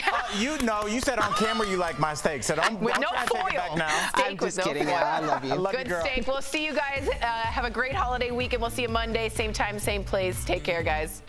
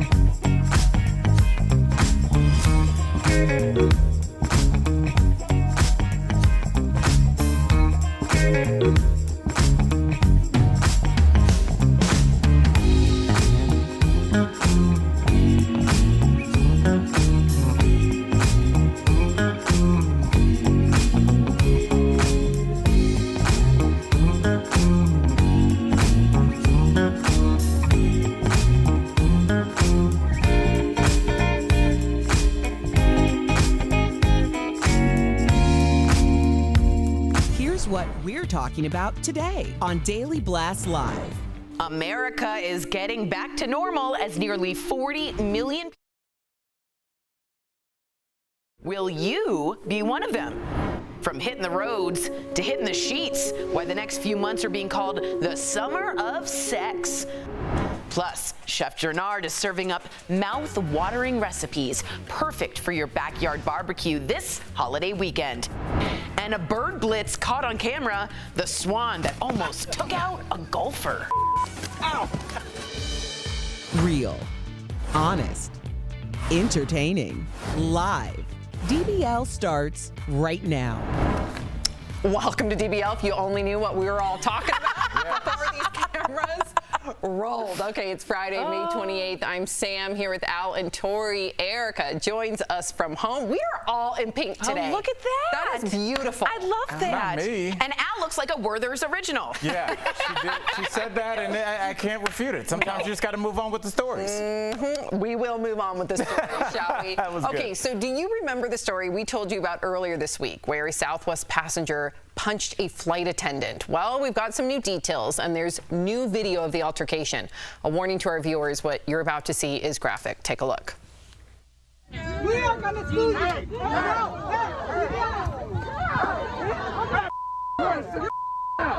Sit down, don't you dare!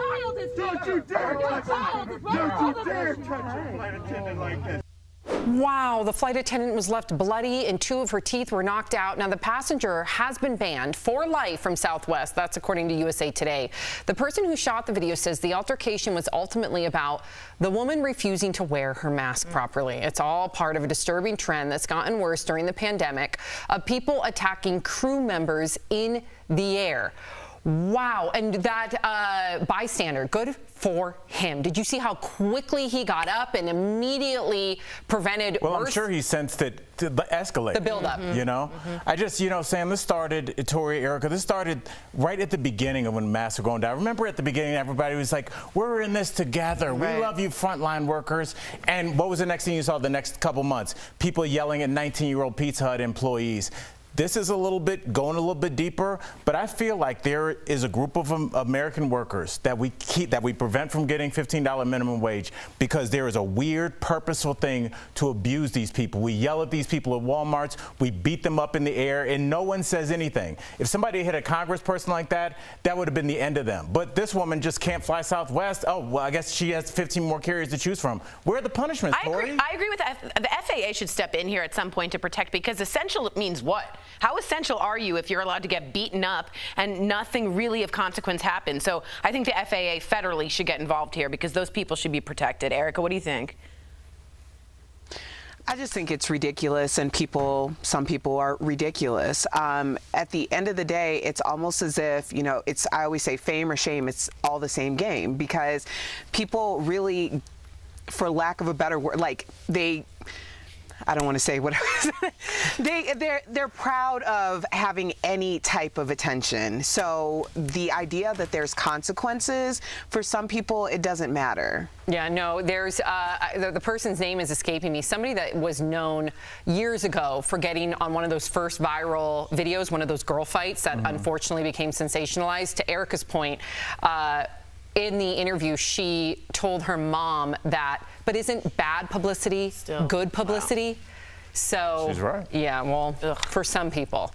Okay, so speaking of travel, do y'all have plans this Memorial Day weekend? Because it's the first big holiday since Americans have started getting vaccinated, and millions of you are getting away. More than 37 million Americans are taking to the roads and the skies over the holiday.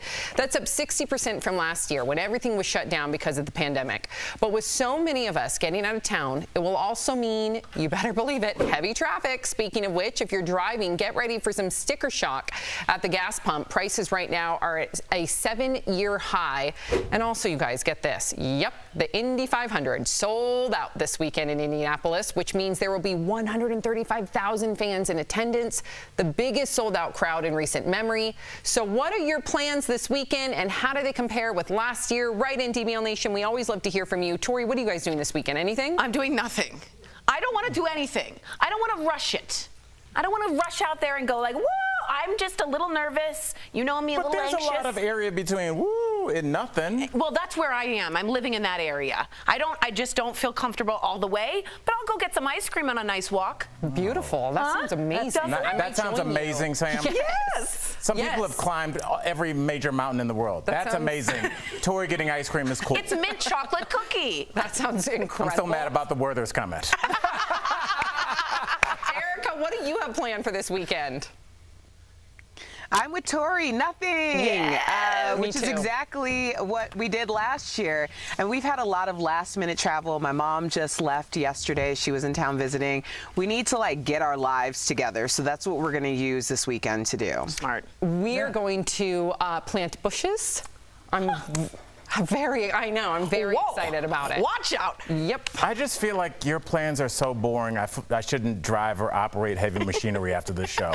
I'm drowsy. What are you doing this weekend that's so fantastic? I'm having my nephew in town who I haven't seen in a year and a half. So yeah, him and his girlfriend are driving up from Scottsdale. So I'm excited. I haven't seen him in a while. Proud of him. Are you the cool uncle? I hope so. Not in that outfit. Yeah. Yes. Okay, speaking of things getting back to normal, millions of Americans who are single have been playing it safe during the pandemic, but now that's all about to change, because now that we have about half of us are vaccinated, some are saying summer 2021 will be the summer of sex. So get this, some are even calling it a sexplosion, while others are branding this summer a hot vax summer. Now, there are historical reasons for thinking this summer could be all about sex. We did have the roaring 20s after the Spanish flu in 1918. Some psychologists say our collective trauma could also be the cause, arguing that after being faced with our own mortality, humans have a tendency to be riskier. So what do you all think about this, quote, summer of sex? I don't think so. You think it's going to be the opposite effect? I think that this is not me taking a shot at Gen Z or millennials. I even talk about them in my act. I love those generations, but I think they are more of an online generation. They've learned to socialize online. They've learned to flirt online. I think they may hook up with one or more partners, but I think when we talk about the summer of sex, in the 60s or even the 80s, people couldn't congregate online, so you were at a nightclub, you were at a bar. I think everybody's going to be at their house watching DBL and kind of scrolling and talking, but I don't think people are in these streets like that, Erica. Al, you sound about 185 years old right now, okay? There is no substitution for true intimacy, but I am very concerned about this, quote, summer of sex. I'm just very, very concerned for our singles, because if people are as indiscriminate about using condoms as they were about using masks, it's going to be a different type of hot girl, hot boy summer, if you know what I mean. So please be safe out there, people. She gets an old, but I'm being an old man. She just gave us a... She gave education. A health teacher education. She gave education. You gave Bummertown. You ruined it. I did not say Bummertown. You gave Bummertown. Thank you, Erica, for that button. We appreciate you. Coming up on Diddy posts a throwback pic with J.Lo, you guys. Is he still yearning for her after all these years? Come on now. Thirsty. Plus, Chef Gernard is back and hooking us up with a delicious holiday weekend menu. And what do you think about snacks and what they say about you? A lot more than you think coming up next. Closed captioning provided by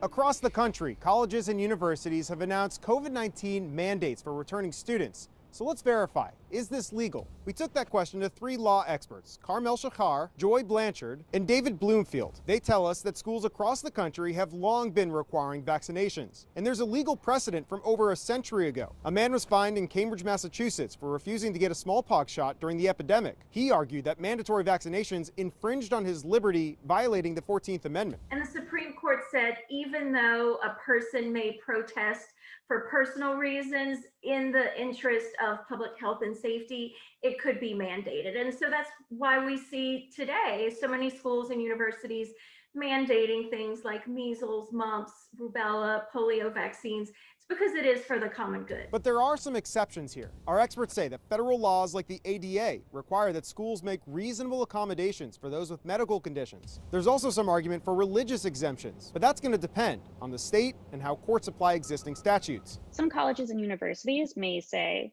all right, if you don't want the vaccine, we have a reasonable accommodation, which is you will continue to be on Zoom every day. Another wrinkle here would be if local leaders oppose a vaccine mandate, particularly in public colleges. Places such as Arkansas, Texas, and Florida, there the law is a little bit evolving, especially because most of these universities and colleges do take some sort of state money. So we can verify that in general, colleges and universities can legally mandate vaccines. With your Verify, I'm Evan Kozlov.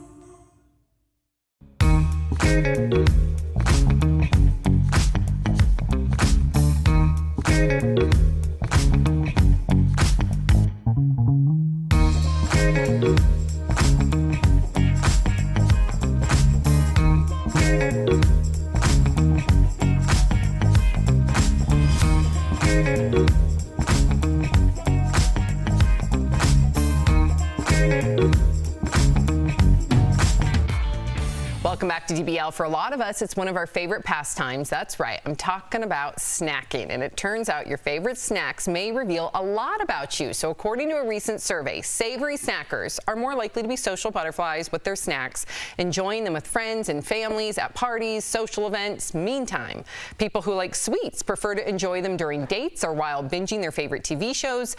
Other details about sweet snackers include their favorite music is rap or hip hop. They also prefer comedic books, movies, and TV shows. And on the other hand, savory snackers are more likely to prefer blues, rock music, and they like historical fiction books and sci-fi movies and TV shows. So what are your thoughts? Do you agree with this? And what do you think your snacking says about you? If you were to pick any snack right now, what's your go-to? Very salty chip. Okay. I'm a salty, and I will eat until I'm alone in the dark. Okay. Super salty chips. What about you, Al? See, I feel like this survey didn't take in the people that are hybrids, because I'm a hybrid. Yeah, I like chocolate-covered pretzels. I love salty things with chocolate over them. So, but if I got to go one way, I definitely, me and Mike and Ike's. I can't. Mike and Ike's? Yes, Mike and That Ike's. aged you big time. Look, Mike and Ike's are timeless. I don't even know if teens today know what a Mike Yeah, and if Ike you is. are someone under 400, write in and tell us if you know what a Mike and Ike is. Yeah, please. Erica, everybody knows what a Mike and Ike is. Stop. It's like a Snickers. It's timeless. And also, in Al's defense for Mike and Ike's, it also has like a very historical context and place in his heart. So that's important to say too. I would have already known Al's and Mike and Ike's. I've bought him a lot of Mike and Ike's. What if you just want like a bowl of chips and then you like to end it with a sweet? So I guess mine isn't a hybrid by your definition of like a chocolate covered pretzel. Mine is start with savory, finish it. All right. I'm not done. Oh. Go get a cookie, then I feel satisfied. But without the cookie, nothing? Yeah, otherwise I feel like, okay, like I got my savory tooth satisfied, but what's happening with the cookie tooth? It's like da-da-da-da-da-da. Well, there's no savory tooth, so no one knows. Erica, what kind of snacker are you? Y'all know I'm sweet, but I can't go for savory, but I'm all about the gummies. She's all the about gummies, the Sour Patch Kids, the Lifesaver gummy, like the Welch's fruit snacks. Erica That's color my coordinates thing. hers. Did you know that? Everything you can get at like an airport gift shop. That's what she eats. She color coordinates her snacks. You go in, like the jar will be like all with the red. same color. She'll pick out like all the other colors. So she. Do you see her? She can't. Erica is just put together. Even her snacks, everything's got to go. Yep. Yeah, I don't pick them out. I go to the candy store and I get the jar and I go with it. I'll have it next. I'll have it later for y'all so you can see it. All right, speaking of food, next on DBL, Chef Gernard is grilling up an easy peasy feast that will make your mouth water this Memorial Day weekend. And later, the world's most expensive car. You won't believe how much this custom Rolls Royce is going for.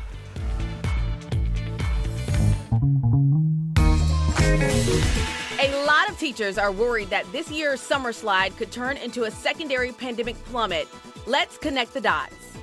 In an average summer, students can forget up to a quarter of what they learned in the school year. That's an even bigger concern right now. After a year of online and remote learning, teachers in North Carolina estimate 75% of this year's third graders aren't reading at a third grade level. That means any backslide could put kids more than a year behind. It's part of what prompted the North Carolina Department of Public Instruction to require schools to offer in-person summer programs. Education experts say even just a month's worth of in-person summer school can raise testing scores in reading and math as they head into a new school year. And that's connecting the dots.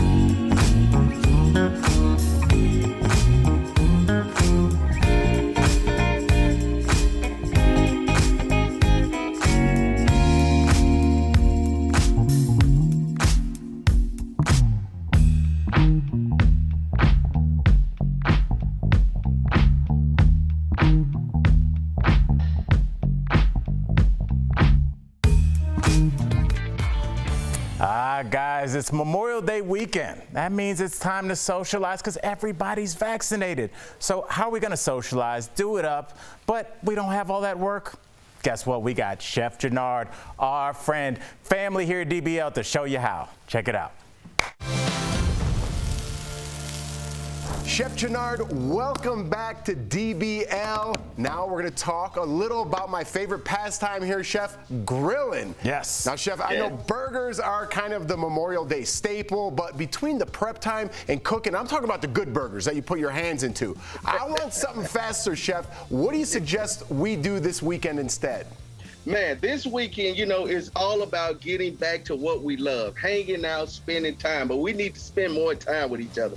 So you don't want to be bogged down on the grill. So we're going to kick off a pineapple salsa shrimp, and then we got some nice steak there. We're going to do a garlic, butter, and olive oil mixed with a little parsley to go over that bad boy. And this is simple. See, you go ahead and fire the grill up, go ahead and pour those cocktails, and then all you're going to do first is what we do is we're gonna hit our steak with a little of our salt and cracked black pepper. I always like adding a little of my southern barbecue season to it. You can use whatever cut of beef that you want and just go ahead and lay that thing on the grill just like that. Now, also it's all about that sauce. Well, we're gonna close that big green up real quick. Now, right here I got some butter that I've melted and allowed this smokiness to get in that butter, because this is that sauce for the steak right there. You want to go ahead and pour that in there. Now, once you pour that in, then you got your minced garlic. See, you always want to have some garlic that goes good with the steak. We're going to get the garlic mixed in with the butter. Then we got our parsley here. Boom, parsley in with it, and just give it a nice good stir. You can add a little cracked black pepper, a little salt to it. And then I love just adding just a note of the olive oil. And see, guys, while you add the olive oil to it, that keeps it, as this butter cools, you know how the butter starts to harden back up, but that olive oil keeps it from fully just blending back together. So cool dipping sauce right there. Now we're gonna sit that to the side real quick. We're gonna get back to that steak in a minute. Now, it's all about the shrimp. Now, a good barbecue shrimp, you're thinking, hey, olive oil for it. Then we got a little barbecue seasoning. The shrimp, it's your world on what size shrimp you want to go with, as I always say. Jumbo. Tomato. Yes, exactly. The larger, the better. And then the thing is, shrimp cook up relatively fast, so you want to just lay those bad boys on the grill, just get them all evenly on the grill. That snake is looking good back there. For the sake of time, I already got some shrimp that I've already grilled off right here, very good. Now we're gonna go into that salsa. So some cool pineapple. Now, another cool trick that I do, I love using fresh pineapple. And you know what I like to do? Before you dice that pineapple, take that bottom part, pop it on the grill, and smoke that pineapple. Get that smoky flavor. Oh, that's a good idea. You want to give them that grilling experience without having to go through a lot. Now we're going to add a little of our red onions in here.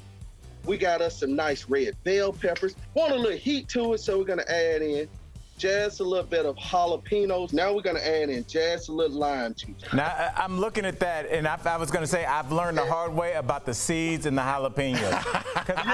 That's like the jalapeno is just the car. The seeds are the people inside. Like, watch out. They're the hot ones. Exactly. Check out this right here. Look at this. That's all about the presentation, sir. I love it. All about it. Look. Now, look. For the sake of time, you already know I had one of them big boys. Check out this bad boy right here that we just smoked. But let me grab one of my forks, let you see how beautiful this thing is. My mouth is watering, literally. That's just, really, Chef, what you're doing right now is kind of mean to us. Unless you want to text me your address. Now, Chef, how can I really impress my guests with not a lot of effort? Because that's kind of my MO. If you take the shrimp, and you dice them up and blend it in the same size as the salsa, then what you do is get you some nice good tortilla chips. Get you some nice tortilla chips, boom, just dip and serve. And now you got a true pineapple shrimp cocktail salsa. So we appreciate you, man. You are family as always. Cheers to you, the DBL family. Thank you as always. And to get the full recipes for all these great dishes, head to our website. And to see more of Chef's amazing recipes, follow him on Instagram or Facebook. Chef, as always, thank you so much. I hope you guys have a great weekend. Thank you. Thank you. Happy Memorial Day. Happy Memorial Day. We'll be right back, everybody. Promotional consideration is brought to you by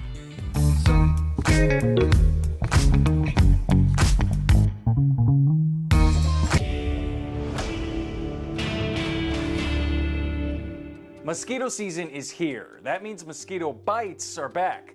Louie Anderson sent this question to the Verify team. If a mosquito bites a person that has COVID-19, will that mosquito be able to pass COVID-19 to a person that does not have COVID-19? With Verify, we want to make sure you know who our sources are first. We spoke with Dr. Mo Rezai. She is an internal medicine physician for Fort Worth Primary Care. We also talked to Dr. Michael Levy, an epidemiologist at the University of Pennsylvania's School of Medicine. COVID-19 is a respiratory virus, meaning it's passed through the air. A mosquito is an insect. It doesn't have lungs, but it breathes through its exoskeleton, so it can't spread a virus through the air. The mechanism of the COVID transmission, which is airborne or droplets, so it kind of doesn't go along with how it actually transmits and propagates. When a mosquito does pass a virus to a human, it comes from a bite or the insect's salivary glands. But COVID-19 can't replicate inside the mosquito. There'd be no way for the virus to get from a mosquito's gut if a mosquito did somehow pick it up back into another person. Not only that, but experts tell us since a mosquito can survive long enough on the blood from a single bite, it is very unlikely for it to immediately bite someone else. So we can verify. Mosquitoes cannot spread COVID-19 if they bite a person who is already infected.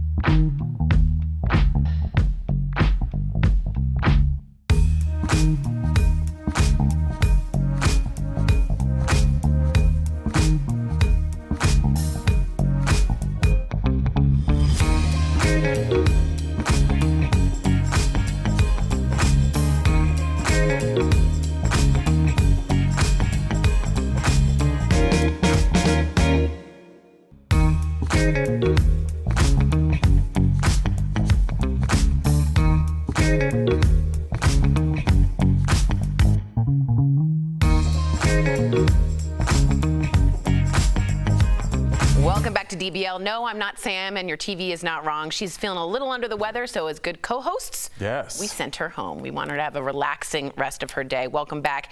Here's a topic we've talked about before in the show. If it came down to it, do you think you could win a one-on-one fight with an animal?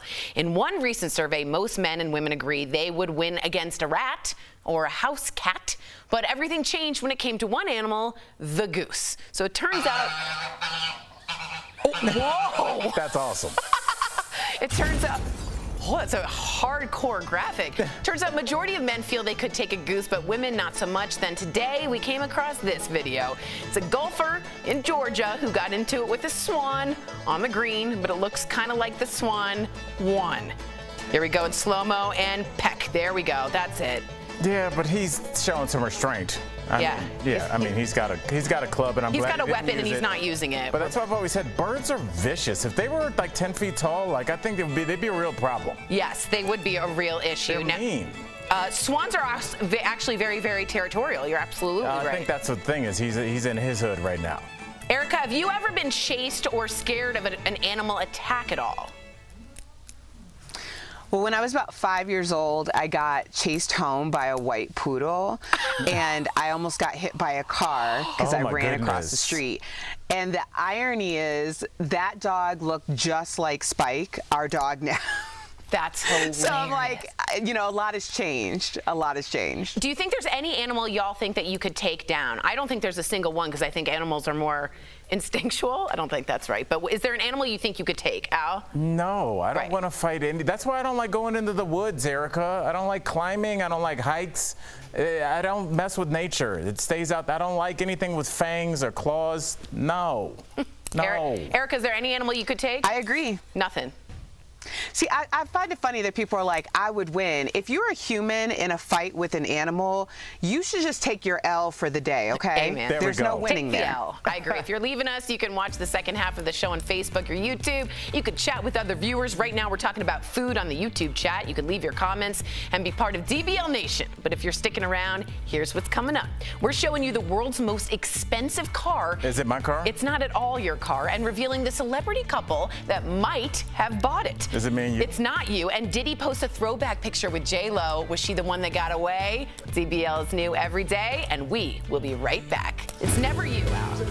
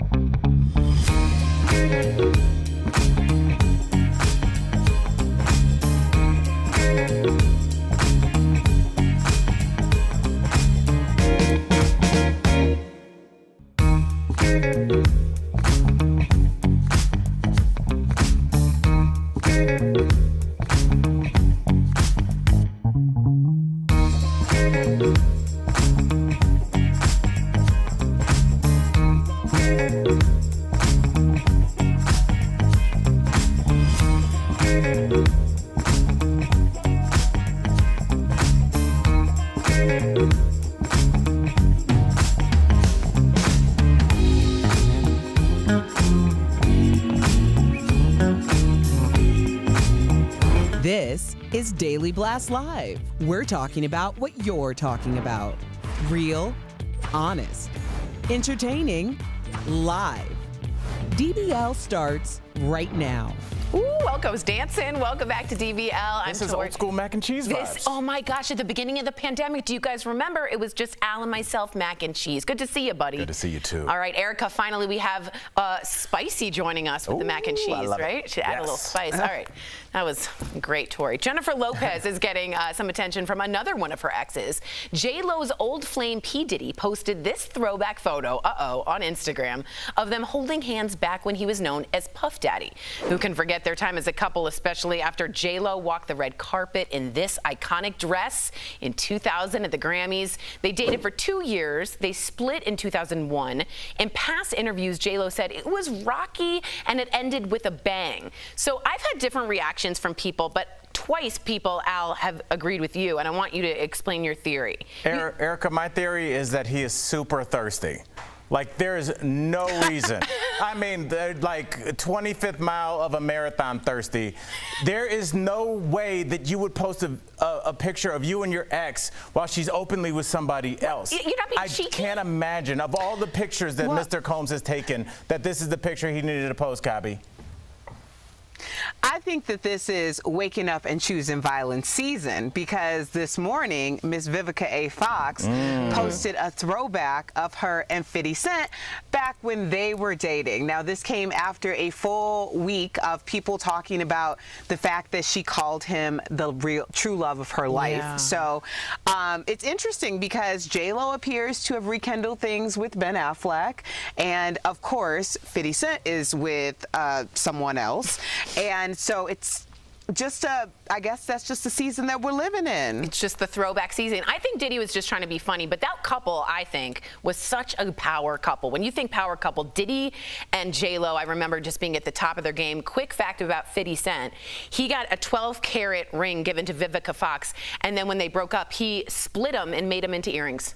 Oh, I don't know about that. Should she have been able to keep that ring? I don't know. Just thought it was interesting. That's interesting. Yeah. Yeah, she should have. Yeah, I think so too. It wasn't an engagement ring. It was just a ring.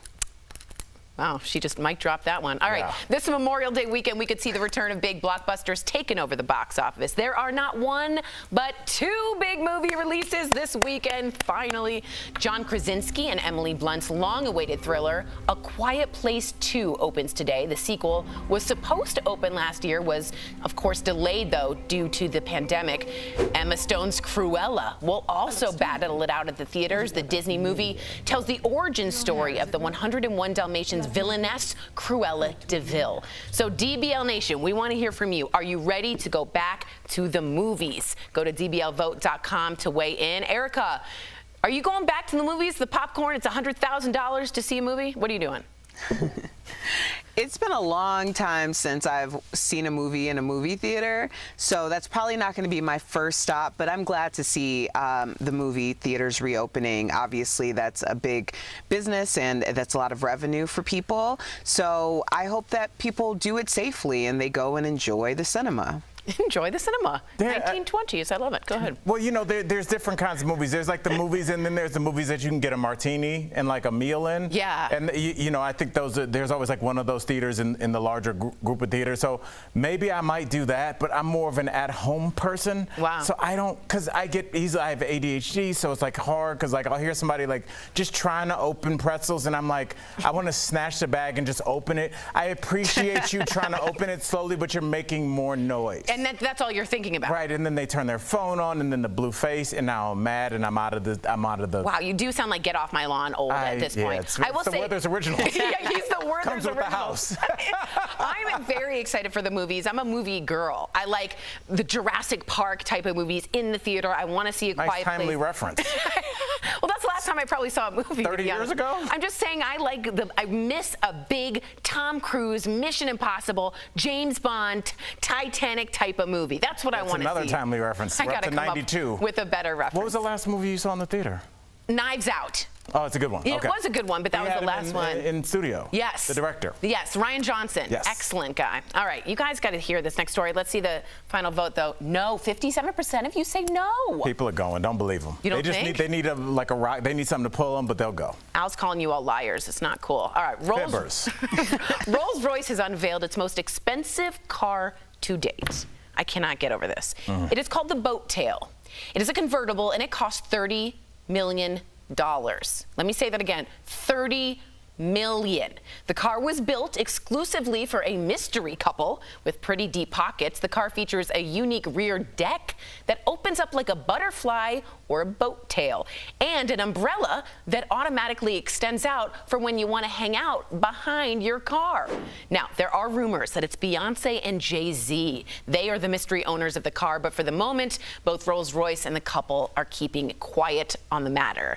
What a waste of money! No. As soon as you leave the lot, it's losing money. But if you're buying that, Erica, you're not worried about money. You're buying that because you're probably one of 4 couples on the planet that can buy that car. You're not now, Erica, I have to ask you, as a woman that just got a wonderful couch today that we gave you shout-outs for on the group chat, would you and Mr. Anthony buy this car if you could? Or is this too much? First of all, Al, I did not get a couch. It's an ottoman. I got an ottoman. Yeah. 2 different things. School him. That's right. But, yeah, Anthony and I are not car people. We just aren't. Anthony bought a car back in 2014. That has been our vehicle ever since. Like, we don't update cars. Like, we will ride or drive that car until the wheels fall off, and it has about 38,000 miles on it. That's not how we spend money. But do you like this, or is it doing too much? You what? Is this doing too much, or do you like this? I can appreciate it. I think it's way too much. I just think if you're in a position to spend $30 million on a vehicle, then you have so much money that that's just a drop in the bucket. So now you're getting creative about how you're spending your money. And if this is what you want to do, you made the money. Erica Cobb always taught me this: stay out of people's wallets and people's bedrooms, and I've always taken that to heart. But $30 million could... That's all we do on this show. I know, that's so true. But we can... You're giving away the secret. But I will say that could feed... I just feel like there's... you're right, I shouldn't, but you could do so much more. Tickets to Bummer Town. I'm sorry, you could do a lot more. Now, Marquita says, I want that car. Thank you, Marquita, for being honest. She's being on board. All right, switching gears. Get it? Car. I like that. Thanks. I didn't notice that. It's in the prompter. I dig it. Fashion designer Vera Wang says her success came later in life. This is so interesting. In an interview with CNBC, Vera says she didn't start her own wedding gown business until she was 40. She was getting married. She couldn't find a wedding dress she liked, so her father encouraged her to make and sell her own designs, which has now become the Vera Wang Bridal. It's a multi-million-dollar empire.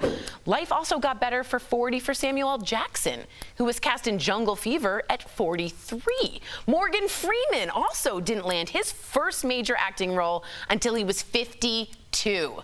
Jane Lynch got her big break as Sue Sylvester on Glee at 49. Leslie Jones didn't even get cast on SNL until she was 47. Julia Child released her first cookbook when she was 49 years old and got her own TV show a year later at 50. And my favorite of all time, Lucille Ball, was 40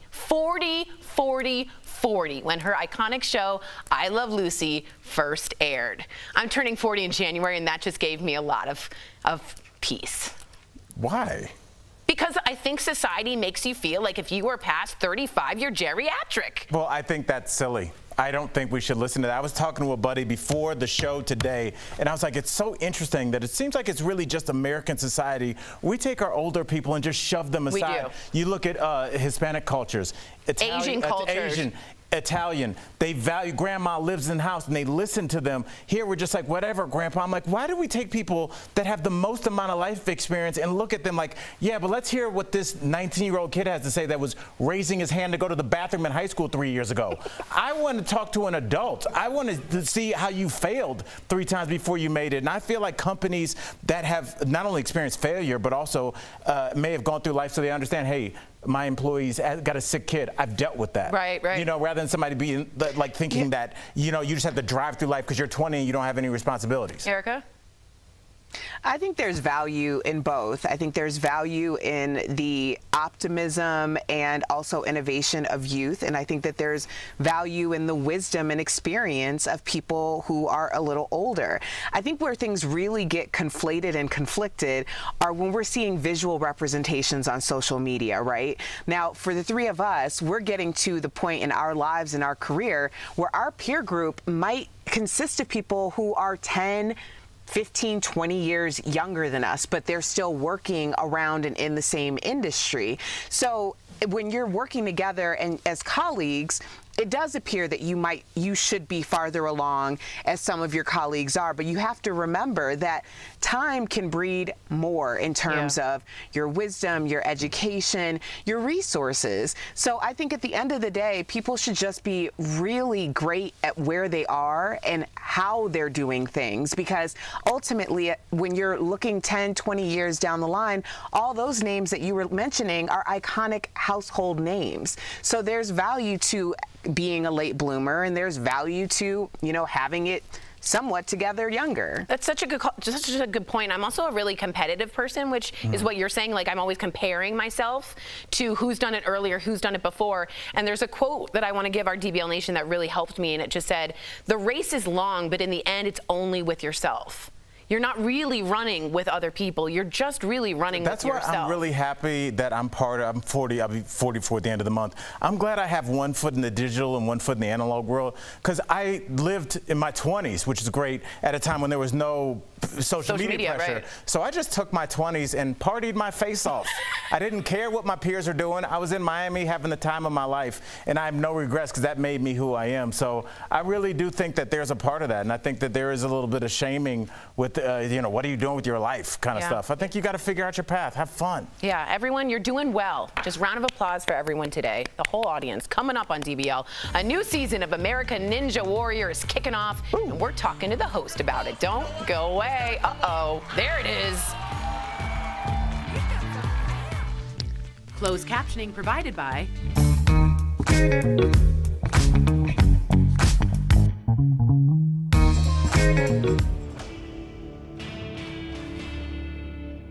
Across the country, colleges and universities have announced COVID-19 mandates for returning students. So let's verify, is this legal? We took that question to 3 law experts, Carmel Shachar, Joy Blanchard, and David Bloomfield. They tell us that schools across the country have long been requiring vaccinations. And there's a legal precedent from over a century ago. A man was fined in Cambridge, Massachusetts for refusing to get a smallpox shot during the epidemic. He argued that mandatory vaccinations infringed on his liberty, violating the 14th Amendment. And the Supreme Court said even though a person may protest for personal reasons in the interest of public health and safety, it could be mandated. And so that's why we see today so many schools and universities mandating things like measles, mumps, rubella, polio vaccines. It's because it is for the common good. But there are some exceptions here. Our experts say that federal laws like the ADA require that schools make reasonable accommodations for those with medical conditions. There's also some argument for religious exemptions, but that's going to depend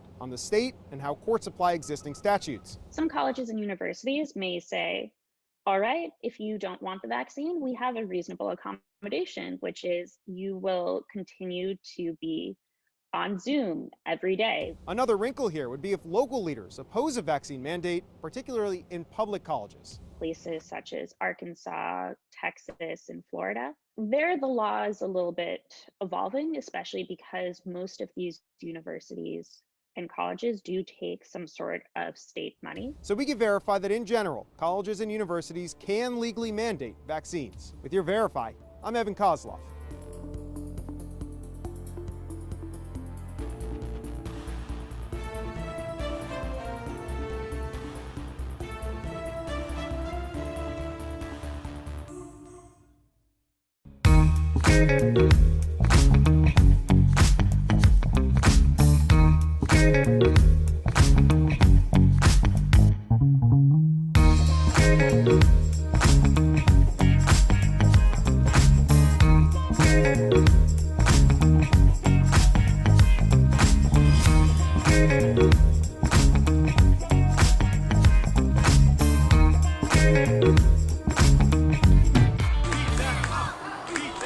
This flat top looking good.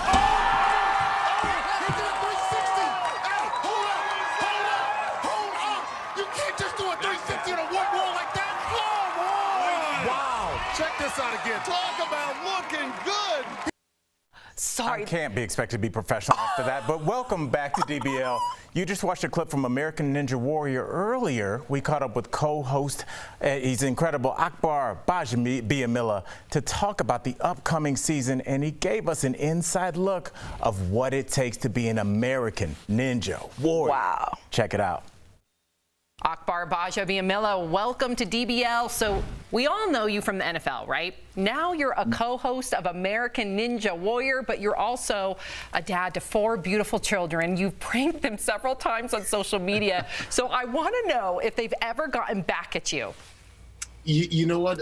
They've tried, but it's very hard for them to get me back. Because here's the one thing: my kids, they're suburb kids. You know what I mean? I grew up in the hood, so I'm always on the lookout. You know, it's like so they've tried different things. I'm like, nah, I saw that one coming from a mile away.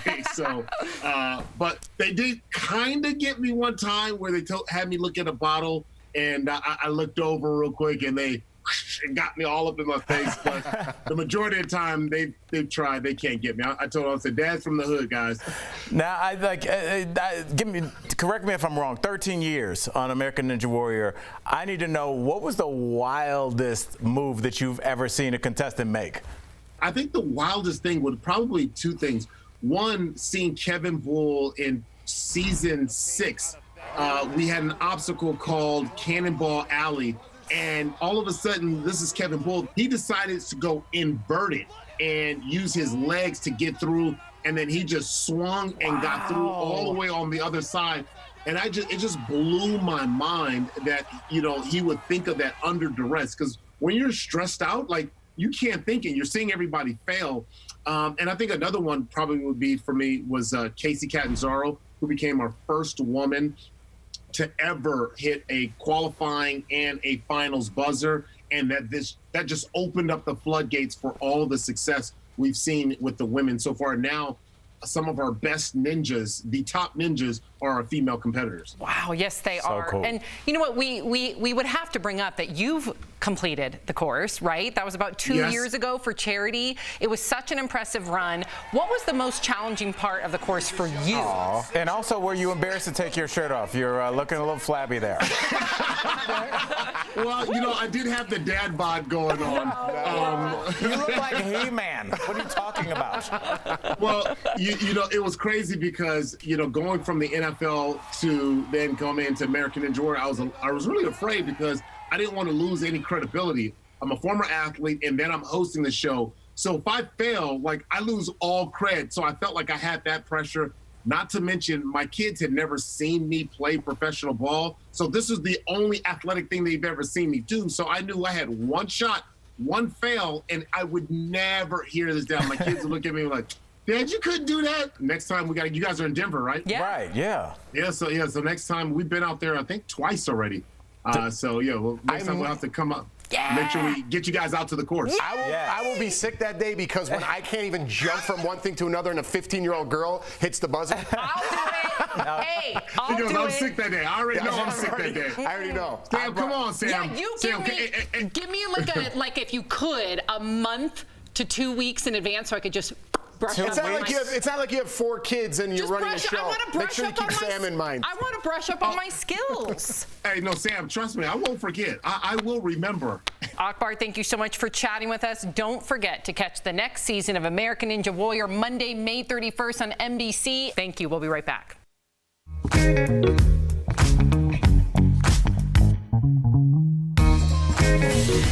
A lot of teachers are worried that this year's summer slide could turn into a secondary pandemic plummet. Let's connect the dots. In an average summer, students can forget up to a quarter of what they learned in the school year. That's an even bigger concern right now. After a year of online and remote learning, teachers in North Carolina estimate 75% of this year's third graders aren't reading at a third grade level. That means any backslide could put kids more than a year behind. It's part of what prompted the North Carolina Department of Public Instruction to require schools to offer in-person summer programs. Education experts say even just a month's worth of in-person summer school can raise testing scores in reading and math as they head into a new school year. And that's connecting the dots.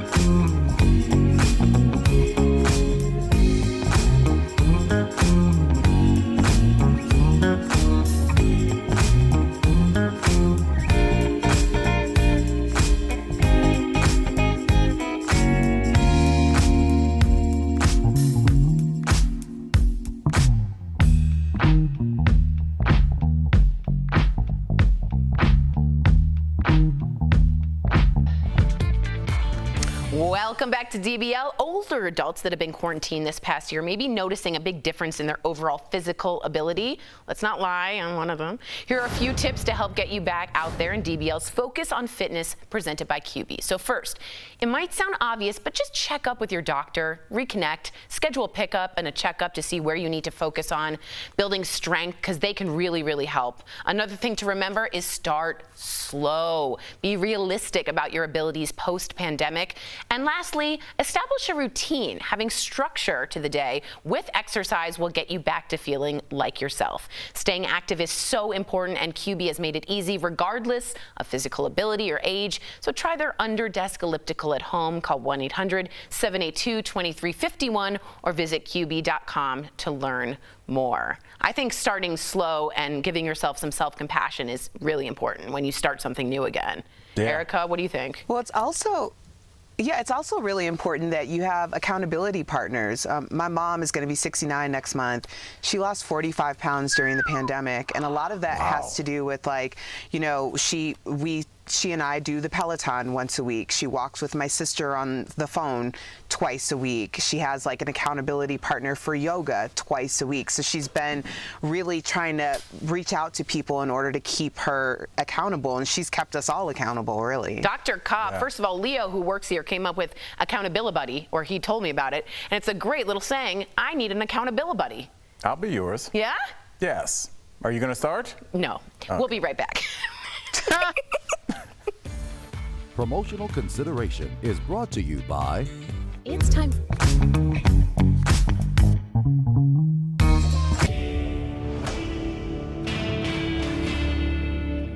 Mosquito season is here. That means mosquito bites are back. Louie Anderson sent this question to the Verify team. If a mosquito bites a person that has COVID-19, will that mosquito be able to pass COVID-19 to a person that does not have COVID-19? With Verify, we want to make sure you know who our sources are first. We spoke with Dr. Mo Rezai. She is an internal medicine physician for Fort Worth Primary Care. We also talked to Dr. Michael Levy, an epidemiologist at the University of Pennsylvania's School of Medicine. COVID-19 is a respiratory virus, meaning it's passed through the air. A mosquito is an insect. It doesn't have lungs, but it breathes through its exoskeleton, so it can't spread a virus through the air. The mechanism of the COVID transmission, which is airborne or droplets, so it kind of doesn't go along with how it actually transmits and propagates. When a mosquito does pass a virus to a human, it comes from a bite or the insect's salivary glands. But COVID-19 can't replicate inside the mosquito. There'd be no way for the virus to get from a mosquito's gut if a mosquito did somehow pick it up back into another person. Not only that, but experts tell us since a mosquito can survive long enough on the blood from a single bite, it is very unlikely for it to immediately bite someone else. So we can verify. Mosquitoes cannot spread COVID-19 if they bite a person who is already infected.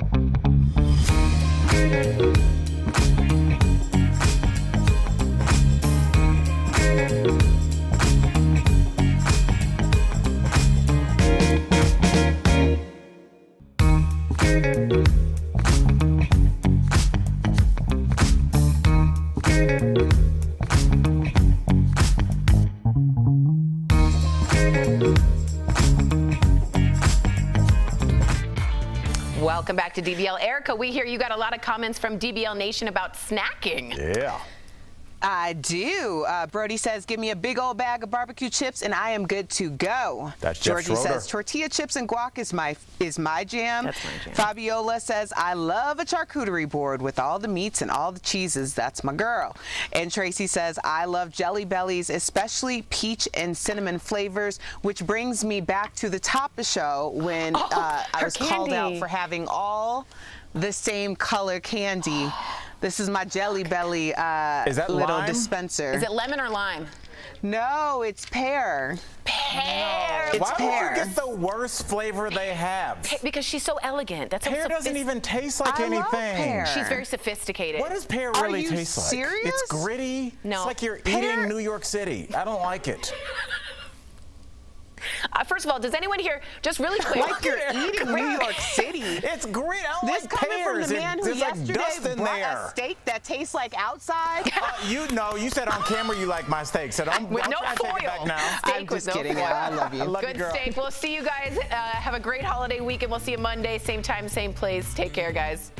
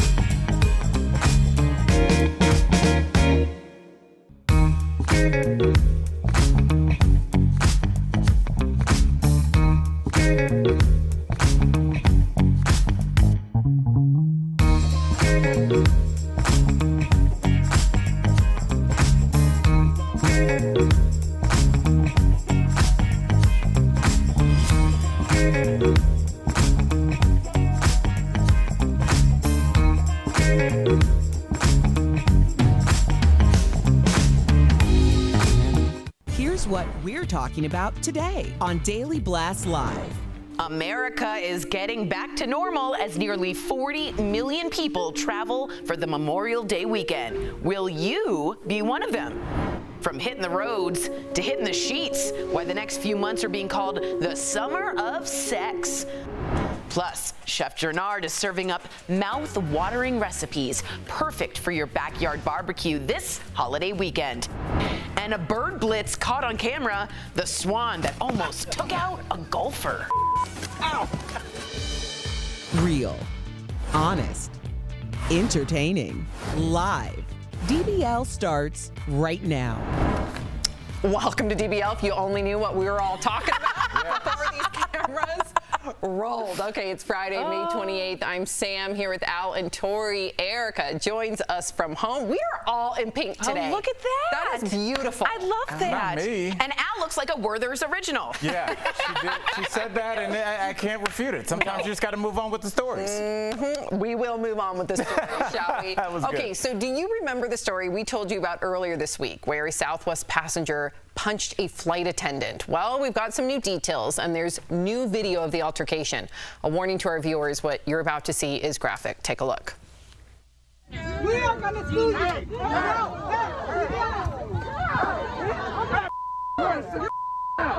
Sit down, don't you dare. Don't you dare touch a flight attendant like this. Wow, the flight attendant was left bloody and 2 of her teeth were knocked out. Now, the passenger has been banned for life from Southwest. That's according to USA Today.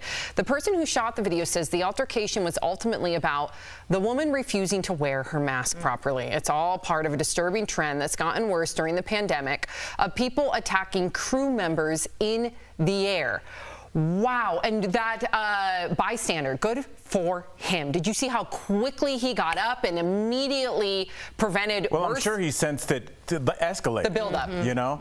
I just, Sam, this started, Tori, Erica, this started right at the beginning of when masks were going down. Remember at the beginning, everybody was like, we're in this together. Right. We love you frontline workers.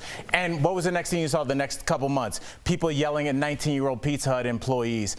This is going a little bit deeper, but I feel like there is a group of American workers that we prevent from getting $15 minimum wage because there is a weird, purposeful thing to abuse these people. We yell at these people at Walmarts, we beat them up in the air, and no one says anything. If somebody hit a congressperson like that, that would have been the end of them. But this woman just can't fly Southwest. Oh, well, I guess she has 15 more carriers to choose from. Where are the punishments, Tori? I agree with that. The FAA should step in here at some point to protect, because essential means what? How essential are you if you're allowed to get beaten up and nothing really of consequence happens? So I think the FAA federally should get involved here because those people should be protected. Erica, what do you think? I just think it's ridiculous, and some people are ridiculous. At the end of the day, it's almost as if, I always say fame or shame, it's all the same game, because people really, for lack of a better word, I don't want to say what they're proud of having any type of attention. So the idea that there's consequences, for some people, it doesn't matter. Yeah, no, there's the person's name is escaping me. Somebody that was known years ago for getting on one of those first viral videos, one of those girl fights that unfortunately became sensationalized. To Erica's point, in the interview, she told her mom that, but isn't bad publicity good publicity? Wow. So, she's right. Yeah, well, for some people.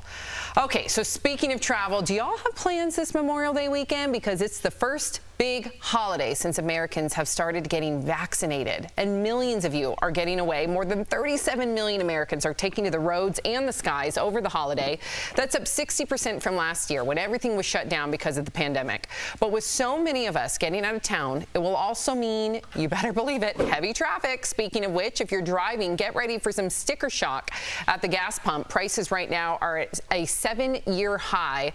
And also, you guys, get this. Yep, the Indy 500 sold out this weekend in Indianapolis, which means there will be 135,000 fans in attendance, the biggest sold-out crowd in recent memory. So what are your plans this weekend, and how do they compare with last year? Write in, DBL Nation. We always love to hear from you. Tori, what are you guys doing this weekend? Anything? I'm doing nothing. I don't want to do anything. I don't want to rush it. I don't want to rush out there and go like, whoa, I'm just a little nervous. You know me, a little anxious. But there's a lot of area between woo and nothing. Well, that's where I am. I'm living in that area. I just don't feel comfortable all the way, but I'll go get some ice cream on a nice walk. Beautiful. That sounds amazing. That sounds amazing, Sam. Yes. Some people have climbed every major mountain in the world. That's amazing. Tori getting ice cream is cool. It's mint chocolate cookie. That sounds incredible. I'm still mad about the Werther's comment. Erica, what do you have planned for this weekend? I'm with Tori, nothing, which is exactly what we did last year. And we've had a lot of last-minute travel. My mom just left yesterday. She was in town visiting. We need to get our lives together. So that's what we're going to use this weekend to do. Smart. We are going to plant bushes. I'm very excited about it. Watch out. Yep. I just feel like your plans are so boring. I shouldn't drive or operate heavy machinery after this show. I'm drowsy. What are you doing this weekend that's so fantastic? I'm having my nephew in town who I haven't seen in a year and a half. So yeah, him and his girlfriend are driving up from Scottsdale. So I'm excited. I haven't seen him in a while. Proud of him. Are you the cool uncle? I hope so. Not in that outfit. Yeah. Yes.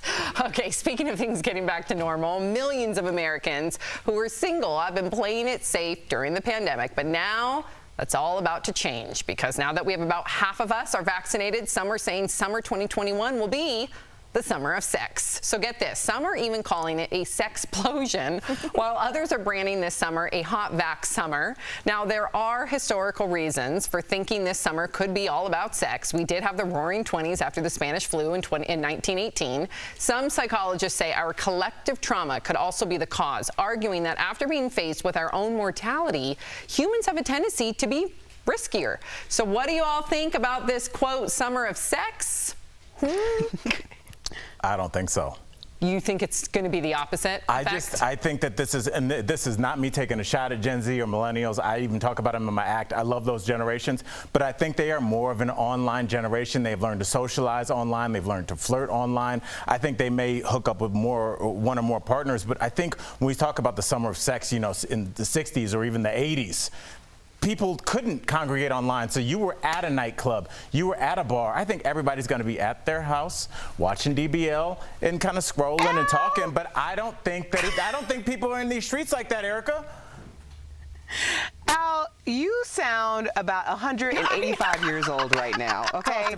There is no substitution for true intimacy, but I am very concerned about this, quote, summer of sex. I'm just very, very concerned for our singles, because if people are as indiscriminate about using condoms as they were about using masks, it's going to be a different type of hot girl, hot boy summer, if you know what I mean. So please be safe out there, people. She gets an old, but I'm being an old man. She just gave us a... She gave education. A health teacher education. She gave education. You gave Bummertown. You ruined it. I did not say Bummertown. You gave Bummertown. Thank you, Erica, for that button. We appreciate you. Coming up on Diddy posts a throwback pic with J.Lo, you guys. Is he still yearning for her after all these years? Come on now. Thirsty. Plus, Chef Gernard is back and hooking us up with a delicious holiday weekend menu. And what do you think about snacks and what they say about you? A lot more than you think coming up next. Closed captioning provided by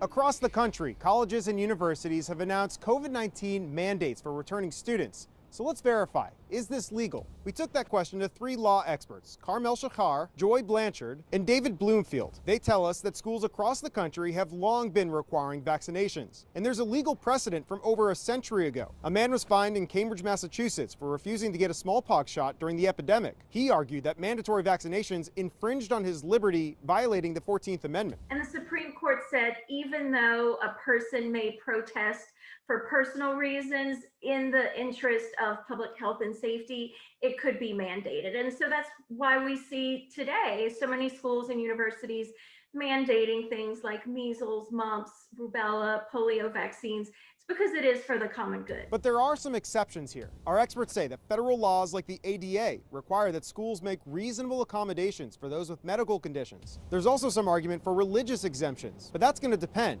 on the state and how courts apply existing statutes. Some colleges and universities may say, all right, if you don't want the vaccine, we have a reasonable accommodation, which is you will continue to be on Zoom every day. Another wrinkle here would be if local leaders oppose a vaccine mandate, particularly in public colleges. Places such as Arkansas, Texas, and Florida, there the law is a little bit evolving, especially because most of these universities and colleges do take some sort of state money. So we can verify that in general, colleges and universities can legally mandate vaccines. With your Verify, I'm Evan Kozloff.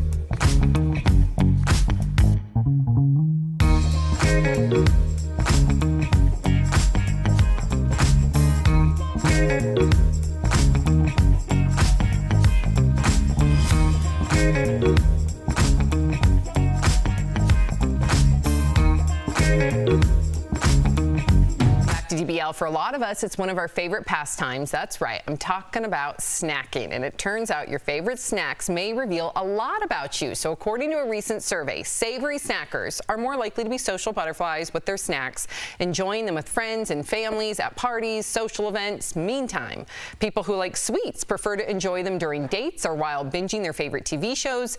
Other details about sweet snackers include their favorite music is rap or hip hop. They also prefer comedic books, movies, and TV shows. And on the other hand, savory snackers are more likely to prefer blues, rock music, and they like historical fiction books and sci-fi movies and TV shows.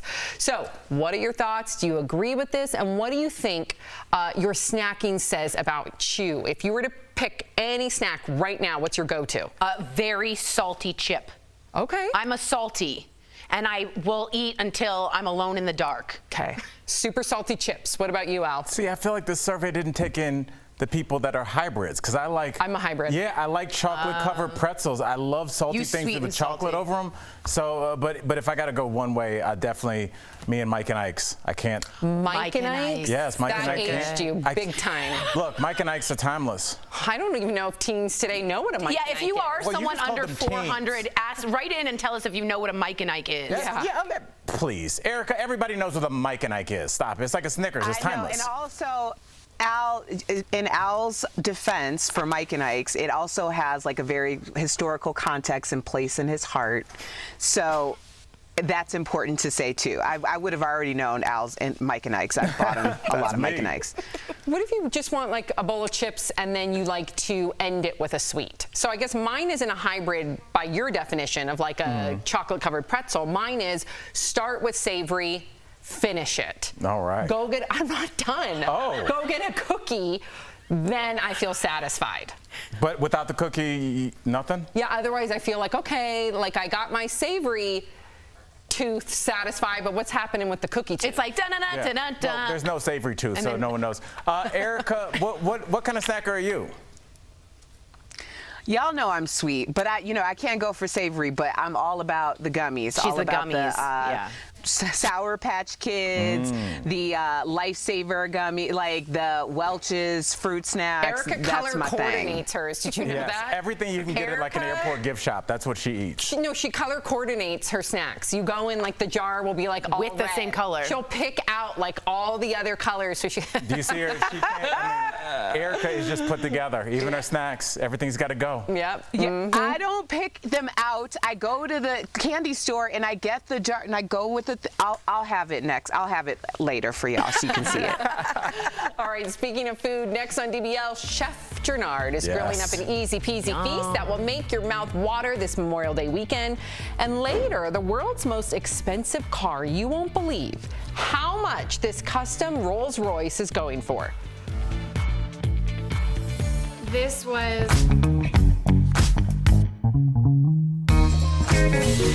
A lot of teachers are worried that this year's summer slide could turn into a secondary pandemic plummet. Let's connect the dots. In an average summer, students can forget up to a quarter of what they learned in the school year. That's an even bigger concern right now. After a year of online and remote learning, teachers in North Carolina estimate 75% of this year's third graders aren't reading at a third grade level. That means any backslide could put kids more than a year behind. It's part of what prompted the North Carolina Department of Public Instruction to require schools to offer in-person summer programs. Education experts say even just a month's worth of in-person summer school can raise testing scores in reading and math as they head into a new school year. And that's connecting the dots.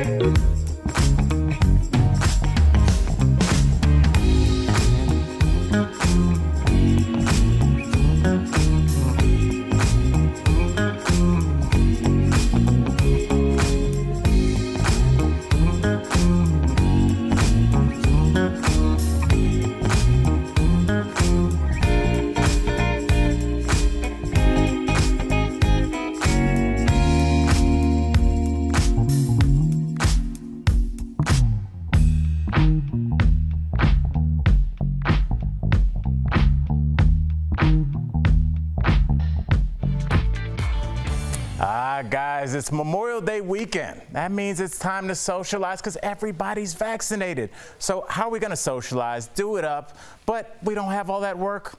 Guess what? We got Chef Jannard, our friend, family here at DBL to show you how. Check it out.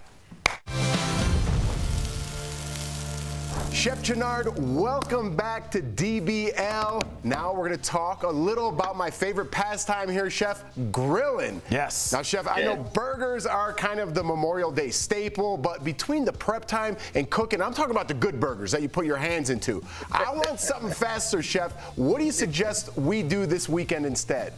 Man, this weekend, is all about getting back to what we love, hanging out, spending time, but we need to spend more time with each other. So you don't want to be bogged down on the grill. So we're going to kick off a pineapple salsa shrimp, and then we got some nice steak. Then we're going to do a garlic, butter, and olive oil mixed with a little parsley to go over that bad boy. And this is simple. See, you go ahead and fire the grill up, go ahead and pour those cocktails, and then all you're going to do first is, what we do is we're gonna hit our steak with a little of our salt and cracked black pepper. I always like adding a little of my southern barbecue season to it. You can use whatever cut of beef that you want and just go ahead and lay that thing on the grill just like that. Now, also it's all about that sauce. Well, we're gonna close that big green up real quick. Now, right here I got some butter that I've melted and allowed that smokiness to get in that butter, because this is that sauce for the steak right there. You want to go ahead and pour that in there. Now, once you pour that in, then you got your minced garlic. See, you always want to have some garlic that goes good with the steak. We're going to get the garlic mixed in with the butter. Then we got our parsley here. Boom, parsley in with it, and just give it a nice good stir. You can add a little cracked black pepper, a little salt to it.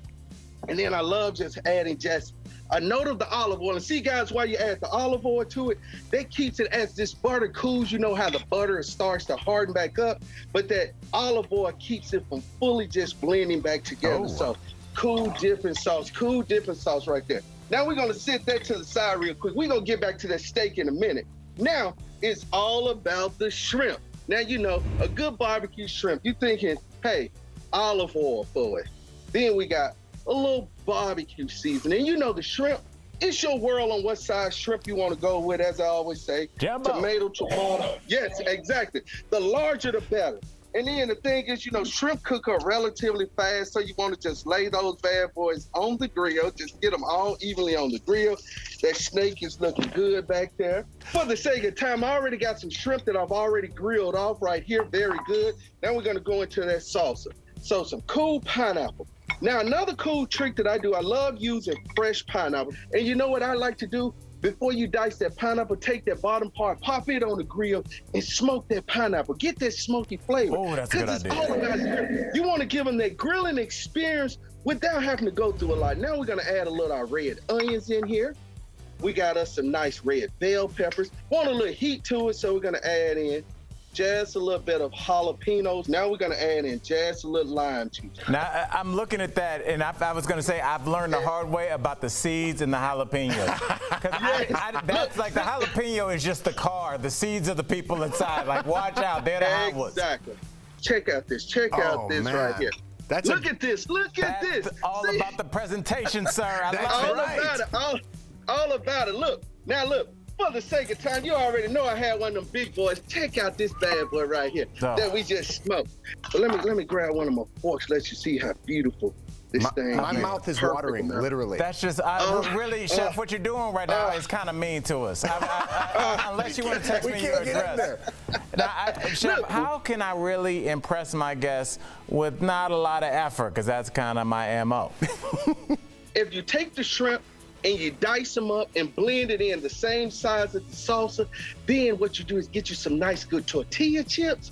Get you some nice tortilla chips, boom, just dip and serve. And now you got a true pineapple shrimp cocktail salsa. So we appreciate you, man. You are family as always. Cheers to you, the DBL family. Thank you as always. And to get the full recipes for all these great dishes, head to our website. And to see more of Chef's amazing recipes, follow him on Instagram or Facebook. Chef, as always, thank you so much. I hope you guys have a great weekend.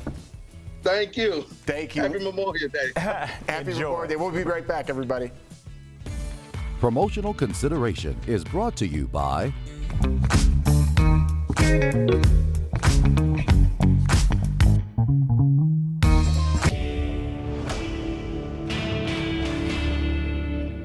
Mosquito season is here. That means mosquito bites are back. Louie Anderson sent this question to the Verify team. If a mosquito bites a person that has COVID-19, will that mosquito be able to pass COVID-19 to a person that does not have COVID-19? With Verify, we want to make sure you know who our sources are first. We spoke with Dr. Mo Rezai. She is an internal medicine physician for Fort Worth Primary Care. We also talked to Dr. Michael Levy, an epidemiologist at the University of Pennsylvania's School of Medicine. COVID-19 is a respiratory virus, meaning it's passed through the air. A mosquito is an insect. It doesn't have lungs, but it breathes through its exoskeleton, so it can't spread a virus through the air. The mechanism of the COVID transmission, which is airborne or droplets, so it kind of doesn't go along with how it actually transmits and propagates. When a mosquito does pass a virus to a human, it comes from a bite or the insect's salivary glands. But COVID-19 can't replicate inside the mosquito. There'd be no way for the virus to get from a mosquito's gut if a mosquito did somehow pick it up back into another person. Not only that, but experts tell us since a mosquito can survive long enough on the blood from a single bite, it is very unlikely for it to immediately bite someone else. So we can verify. Mosquitoes cannot spread COVID-19 if they bite a person who is already infected.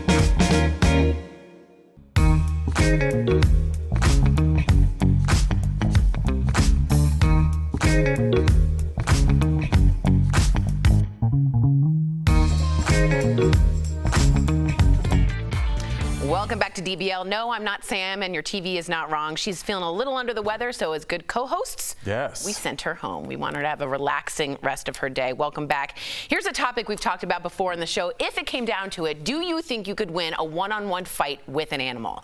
In one recent survey, most men and women agree they would win against a rat or a house cat, but everything changed when it came to one animal, the goose. So it turns out... Oh, whoa! That's awesome. It turns out, oh, that's a hardcore graphic.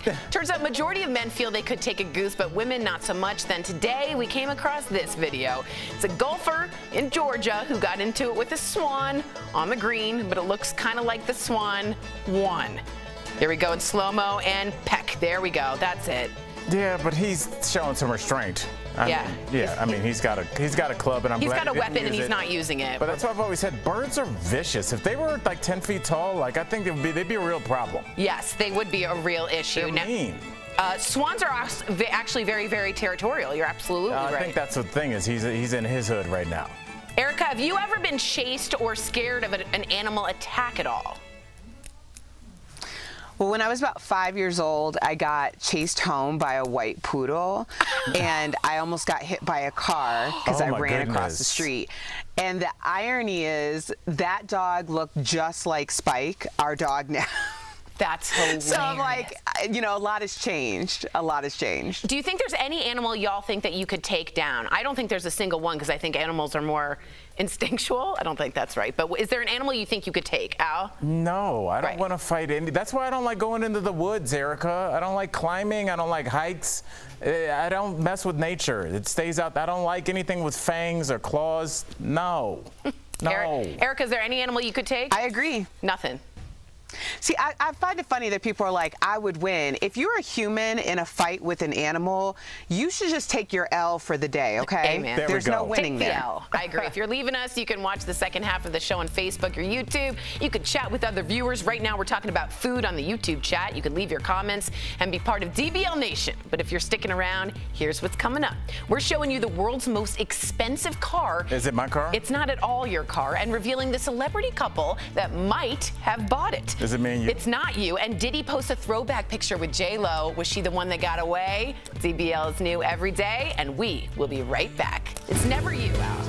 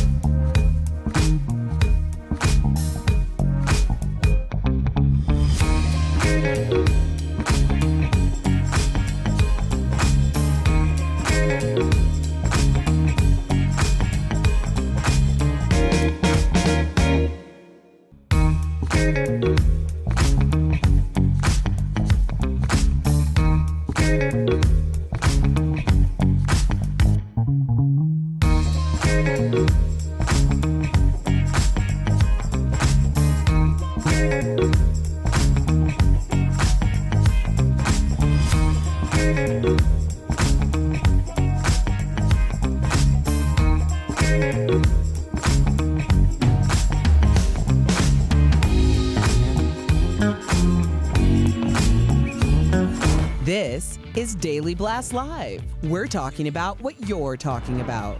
Real, honest, entertaining, live. DBL starts right now. Ooh, welcome's dancing. Welcome back to DBL. This is old school mac and cheese vibes. Oh my gosh, at the beginning of the pandemic, do you guys remember? It was just Al and myself, mac and cheese. Good to see you, buddy. Good to see you too. All right, Erica, finally we have Spicy joining us with the mac and cheese, right? She added a little spice. All right, that was great, Tori. Jennifer Lopez is getting some attention from another one of her exes. J.Lo's old flame P. Diddy posted this throwback photo, on Instagram, of them holding hands back when he was known as Puff Daddy. Who can forget their time as a couple, especially after J.Lo walked the red carpet in this iconic dress in 2000 at the Grammys. They dated for 2 years. They split in 2001.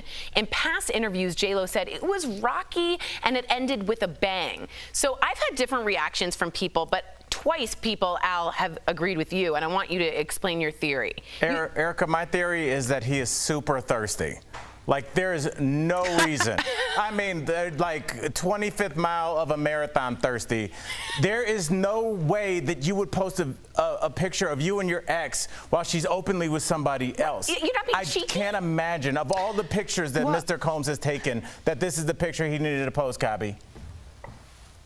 I think that this is waking up and choosing violence season, because this morning, Miss Vivica A. Fox posted a throwback of her and 50 Cent back when they were dating. Now, this came after a full week of people talking about the fact that she called him the real true love of her life. Yeah. So it's interesting because J.Lo appears to have rekindled things with Ben Affleck, and of course 50 Cent is with someone else, and so it's just I guess that's just the season that we're living in. It's just the throwback season. I think Diddy was just trying to be funny, but that couple, I think, was such a power couple. When you think power couple, Diddy and J.Lo, I remember just being at the top of their game. Quick fact about 50 Cent, he got a 12-carat ring given to Vivica Fox, and then when they broke up, he split them and made them into earrings.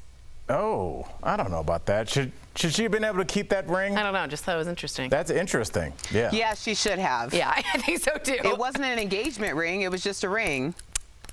Wow, she just mic dropped that one. All right, this Memorial Day weekend, we could see the return of big blockbusters taking over the box office. There are not one, but two big movie releases this weekend. Finally, John Krasinski and Emily Blunt's long-awaited thriller, A Quiet Place 2, opens today. The sequel was supposed to open last year, was, of course, delayed, though, due to the pandemic. Emma Stone's Cruella will also battle it out at the theaters. The Disney movie tells the origin story of the 101 Dalmatians villainess Cruella de Vil. So DBL Nation, we want to hear from you. Are you ready to go back to the movies? Go to dblvote.com to weigh in. Erica, are you going back to the movies? The popcorn, it's $100,000 to see a movie? What are you doing? It's been a long time since I've seen a movie in a movie theater, so that's probably not going to be my first stop, but I'm glad to see the movie theaters reopening. Obviously, that's a big business and that's a lot of revenue for people, so I hope that people do it safely and they go and enjoy the cinema. Enjoy the cinema. 1920s. I love it. Go ahead. Well, you know, there's different kinds of movies. There's like the movies, and then there's the movies that you can get a martini and like a meal in. Yeah. And you know, I think there's always like one of those theaters in the larger group of theaters. So maybe I might do that, but I'm more of an at-home person. Wow. So I don't, because I have ADHD, so it's like hard, because like I'll hear somebody like just trying to open pretzels, and I'm like, I want to snatch the bag and just open it. I appreciate you trying to open it slowly, but you're making more noise. And that's all you're thinking about. Right, and then they turn their phone on, and then the blue face, and now I'm mad, and I'm out of the. Wow, you do sound like Get Off My Lawn old at this point. I will say, the Werther's original. Yeah, he's the Werther's Comes with original. the house. I'm very excited for the movies. I'm a movie girl. I like the Jurassic Park type of movies in the theater. I want to see a quiet place. Nice timely reference. Well, that's the last time I probably saw a movie. 30 years ago? I'm just saying I miss a big Tom Cruise, Mission Impossible, James Bond, Titanic type of movie. That's what I want to see. Another timely reference. I We're up gotta to come 92. up with a better reference. What was the last movie you saw in the theater? Knives Out. Oh, it's a good one. It Okay. was a good one, but that was the last one. In studio. Yes. The director. Yes, Ryan Johnson. Yes. Excellent guy. All right, you guys got to hear this next story. Let's see the final vote, though. No, 57% of you say no. People are going. Don't believe them. You don't think? They need a rock. They need something to pull them, but they'll go. Al's calling you all liars. It's not cool. All right, Rolls-Royce has unveiled its most expensive car to date. I cannot get over this. It is called the Boat Tail. It is a convertible, and it costs $30 million. Let me say that again, $30 million. The car was built exclusively for a mystery couple with pretty deep pockets. The car features a unique rear deck that opens up like a butterfly or a boat tail, and an umbrella that automatically extends out for when you want to hang out behind your car. Now, there are rumors that it's Beyonce and Jay-Z. They are the mystery owners of the car, but for the moment, both Rolls-Royce and the couple are keeping quiet on the matter. What a waste of money! No. As soon as you leave the lot, it's losing money. But if you're buying that, Erica, you're not worried about money. You're buying that because you're probably one of 4 couples on the planet that can buy that car. You're not now, Erica, I have to financing ask you, as a woman that just got a wonderful couch today that we gave you shout-outs for on the group chat, would you and Mr. Anthony buy this car if you could? Or is this too much? First of all, Al, I did not get a couch. It's an ottoman. I got an ottoman. Yeah. 2 different things. School him. That's right. But yeah, Anthony and I are not car people. We just aren't. Anthony bought a car back in 2014. That has been our vehicle ever since. Like, we don't update cars. Like, we will ride or drive that car until the wheels fall off, and it has about 38,000 miles on it. That's not how we spend money. But do you like this, or is it doing too much? You what? Is this doing too much, or do you like this? I can appreciate it. I think it's way too much. I just think if you're in a position to spend $30 million on a vehicle, then you have so much money that that's just a drop in the bucket. So now you're getting creative about how you're spending your money. And if this is what you want to do, you made the money. Erica Cobb always taught me this: stay out of people's wallets and people's bedrooms, and I've always taken that to heart. But $30 million could... That's all we do on this show. I know, that's so true. But we can... You're giving away the secret. But I will say that could feed... I just feel like there's... you're right, I shouldn't, but you could do so much more. Tickets to Bummer Town. I'm sorry, you could do a lot more. Now, Marquita says, I want that car. Thank you, Marquita, for being honest. She's being on board. All right, switching gears. Get it? Car. I like that. Thanks. I didn't notice that. So you said it's in the prompter. I dig it. Fashion designer Vera Wang says her success came later in life. This is so interesting. In an interview with CNBC, Vera says she didn't start her own wedding gown business until she was 40. She was getting married. She couldn't find a wedding dress she liked, so her father encouraged her to make and sell her own designs, which has now become the Vera Wang Bridal. It's a multi-million-dollar empire. Life also got better for 40 for Samuel L. Jackson, who was cast in Jungle Fever at 43. Morgan Freeman also didn't land his first major acting role until he was 52. Jane Lynch got her big break as Sue Sylvester on Glee at 49. Leslie Jones didn't even get cast on SNL until she was 47. Julia Child released her first cookbook when she was 49 years old and got her own TV show a year later at 50. And my favorite of all time, Lucille Ball, was 40 when her iconic show, I Love Lucy, first aired. I'm turning 40 in January, and that just gave me a lot of peace. Why? Because I think society makes you feel like if you are past 35, you're geriatric. Well, I think that's silly. I don't think we should listen to that. I was talking to a buddy before the show today, and I was like, it's so interesting that it seems like it's really just American society. We take our older people and just shove them aside. We do. You look at Hispanic cultures, Asian cultures. Italian, they value grandma lives in the house and they listen to them. Here we're just like, whatever, grandpa. I'm like, why do we take people that have the most amount of life experience and look at them like, yeah, but let's hear what this 19-year-old kid has to say that was raising his hand to go to the bathroom in high school 3 years ago. I want to talk to an adult. I want to see how you failed 3 times before you made it. And I feel like companies that have not only experienced failure, but also may have gone through life so they understand, hey, my employees got a sick kid. I've dealt with that. Right. You know, rather than somebody being like thinking that, you know, you just have to drive through life because you're 20 and you don't have any responsibilities. Erica? I think there's value in both. I think there's value in the optimism and also innovation of youth. And I think that there's value in the wisdom and experience of people who are a little older. I think where things really get conflated and conflicted are when we're seeing visual representations on social media, right? Now, for the three of us, we're getting to the point in our lives and our career where our peer group might consist of people who are 10, 15, 20 years younger than us, but they're still working around and in the same industry.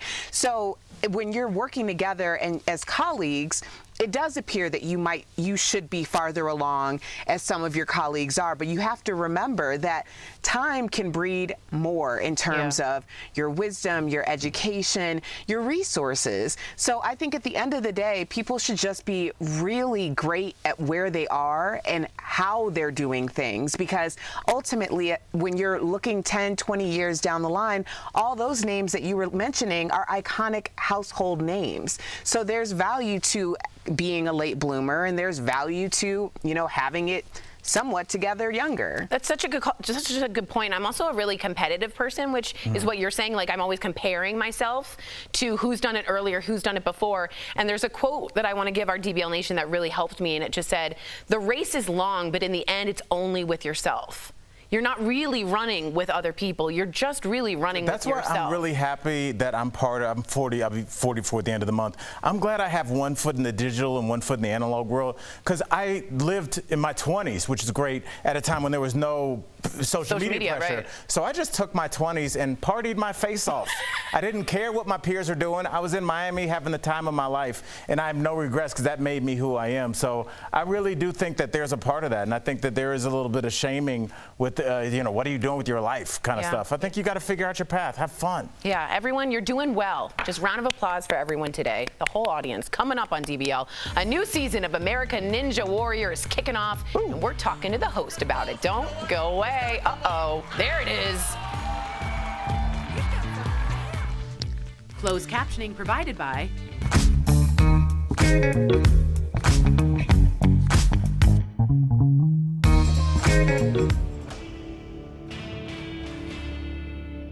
Across the country, colleges and universities have announced COVID-19 mandates for returning students. So let's verify, is this legal? We took that question to 3 law experts, Carmel Shachar, Joy Blanchard, and David Bloomfield. They tell us that schools across the country have long been requiring vaccinations. And there's a legal precedent from over a century ago. A man was fined in Cambridge, Massachusetts for refusing to get a smallpox shot during the epidemic. He argued that mandatory vaccinations infringed on his liberty, violating the 14th Amendment. And the Supreme Court said even though a person may protest for personal reasons in the interest of public health and safety, it could be mandated. And so that's why we see today so many schools and universities mandating things like measles, mumps, rubella, polio vaccines. It's because it is for the common good. But there are some exceptions here. Our experts say that federal laws like the ADA require that schools make reasonable accommodations for those with medical conditions. There's also some argument for religious exemptions, but that's going to depend on the state and how courts apply existing statutes. Some colleges and universities may say, all right, if you don't want the vaccine, we have a reasonable accommodation, which is you will continue to be on Zoom every day. Another wrinkle here would be if local leaders oppose a vaccine mandate, particularly in public colleges. Places such as Arkansas, Texas, and Florida, there the law is a little bit evolving, especially because most of these universities and colleges do take some sort of state money. So we can verify that in general, colleges and universities can legally mandate vaccines. With your Verify, I'm Evan Kozlov.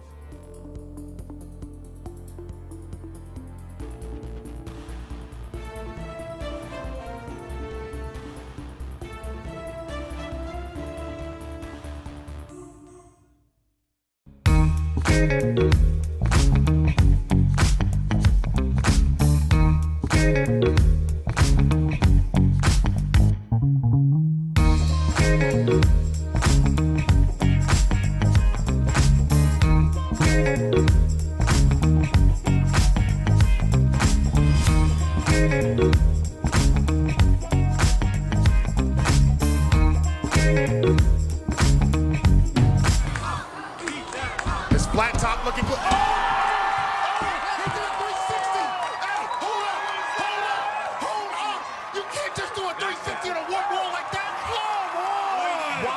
Check this out again. Talk about looking good. Sorry. I can't be expected to be professional after that, but welcome back to DBL. You just watched a clip from American Ninja Warrior earlier. We caught up with co-host, he's incredible, Akbar Bajamila, to talk about the upcoming season, and he gave us an inside look of what it takes to be an American Ninja Warrior. Wow. Check it out.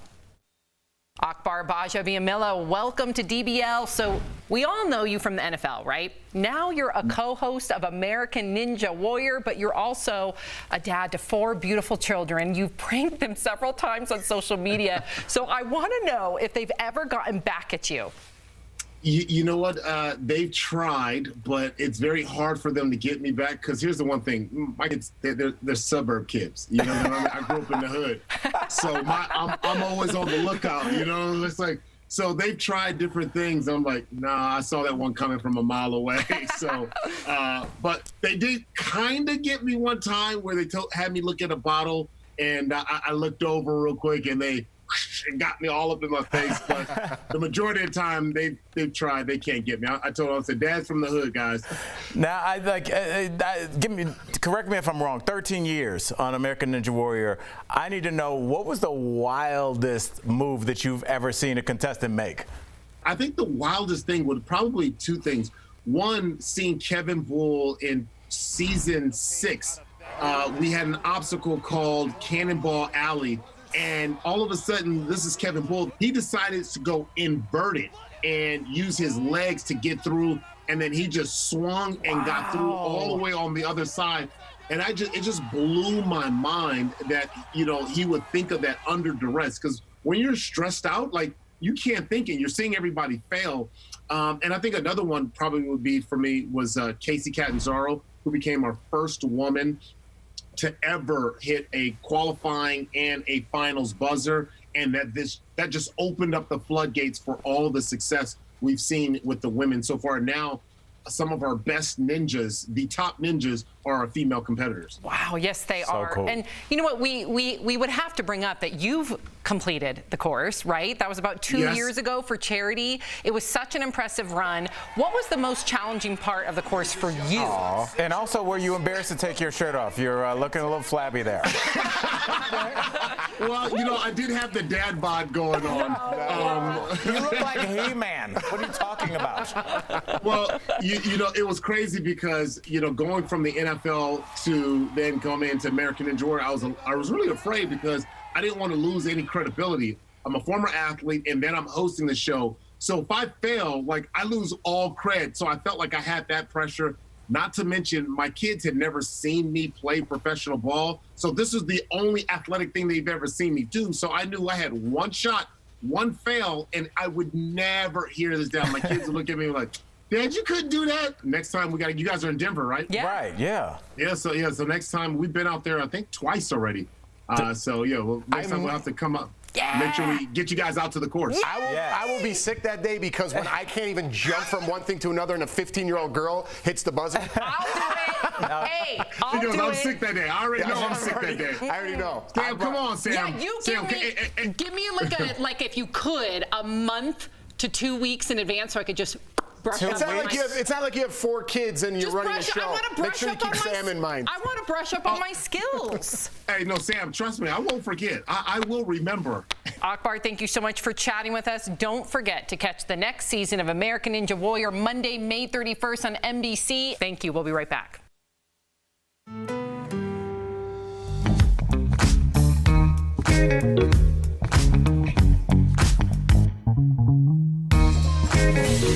A lot of teachers are worried that this year's summer slide could turn into a secondary pandemic plummet. Let's connect the dots. In an average summer, students can forget up to a quarter of what they learned in the school year. That's an even bigger concern right now. After a year of online and remote learning, teachers in North Carolina estimate 75% of this year's third graders aren't reading at a third grade level. That means any backslide could put kids more than a year behind. It's part of what prompted the North Carolina Department of Public Instruction to require schools to offer in-person summer programs. Education experts say even just a month's worth of in-person summer school can raise testing scores in reading and math as they head into a new school year. And that's connecting the dots.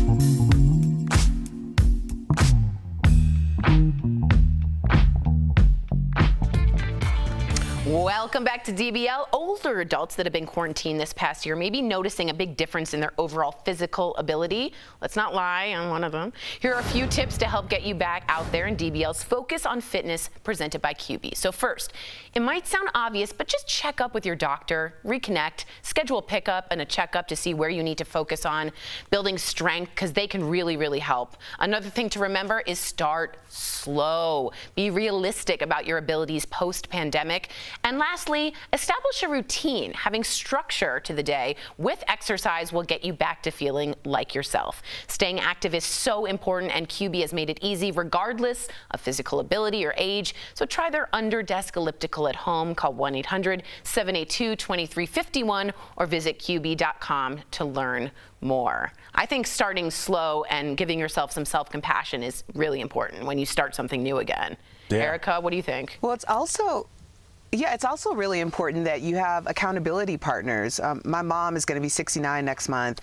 She lost 45 pounds during the pandemic, and a lot of that has to do with, like, you know, she and I do the Peloton once a week. She walks with my sister on the phone twice a week. She has like an accountability partner for yoga twice a week. So she's been really trying to reach out to people in order to keep her accountable, and she's kept us all accountable, really. Dr. Cobb, first of all, Leo, who works here, came up with accountability buddy, or he told me about it, and it's a great little saying. I need an accountability buddy. I'll be yours. Yeah? Yes. Are you going to start? No. Okay. We'll be right back. Promotional consideration is brought to you by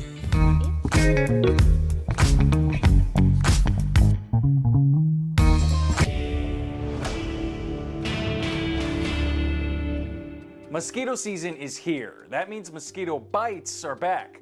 Louie Anderson sent this question to the Verify team. If a mosquito bites a person that has COVID-19, will that mosquito be able to pass COVID-19 to a person that does not have COVID-19? With Verify, we want to make sure you know who our sources are first. We spoke with Dr. Mo Rezai. She is an internal medicine physician for Fort Worth Primary Care. We also talked to Dr. Michael Levy, an epidemiologist at the University of Pennsylvania's School of Medicine. COVID-19 is a respiratory virus, meaning it's passed through the air. A mosquito is an insect. It doesn't have lungs, but it breathes through its exoskeleton, so it can't spread a virus through the air. The mechanism of the COVID transmission, which is airborne or droplets, so it kind of doesn't go along with how it actually transmits and propagates. When a mosquito does pass a virus to a human, it comes from a bite or the insect's salivary glands. But COVID-19 can't replicate inside the mosquito. There'd be no way for the virus to get from a mosquito's gut if a mosquito did somehow pick it up back into another person.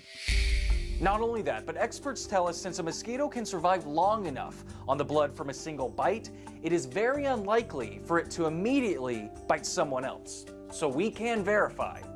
Mosquitoes cannot spread COVID-19 if they bite a person who is already infected.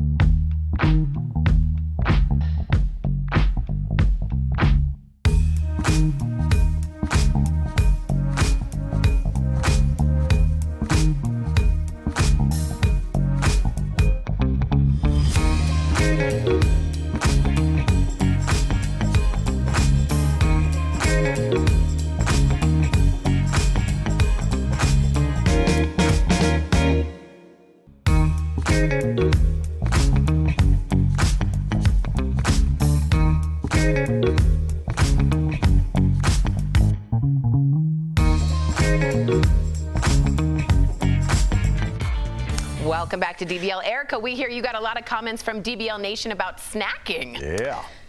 I do. Brody says, give me a big old bag of barbecue chips and I am good to go. That's Jeff Georgie Schroeder. says, tortilla chips and guac is my jam. That's my jam. Fabiola says, I love a charcuterie board with all the meats and all the cheeses. That's my girl.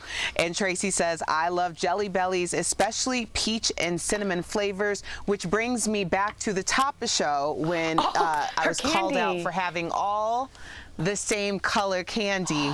This is my Jelly Belly little lime? dispenser. Is it lemon or lime? No, it's pear. Pear. It's Why pear. would you get the worst flavor they have? Because she's so elegant. That's Pear doesn't even taste like I anything. love pear. She's very sophisticated. What does pear Are really you taste like? serious? It's gritty. No. It's like you're Pear- eating New York City. I don't like it. First of all, does anyone here, just really quick. Like you're eating New York City. It's great. I don't This like coming from pears. the man who There's like yesterday dust in brought there. a steak that tastes like outside. You said on camera you like my steak, so I'm With I'm no trying to take it back foil. now. Steak I'm with just no kidding. foil. I love you. I love Good you, girl. steak. We'll see you guys. Have a great holiday weekend. We'll see you Monday, same time, same place. Take care, guys.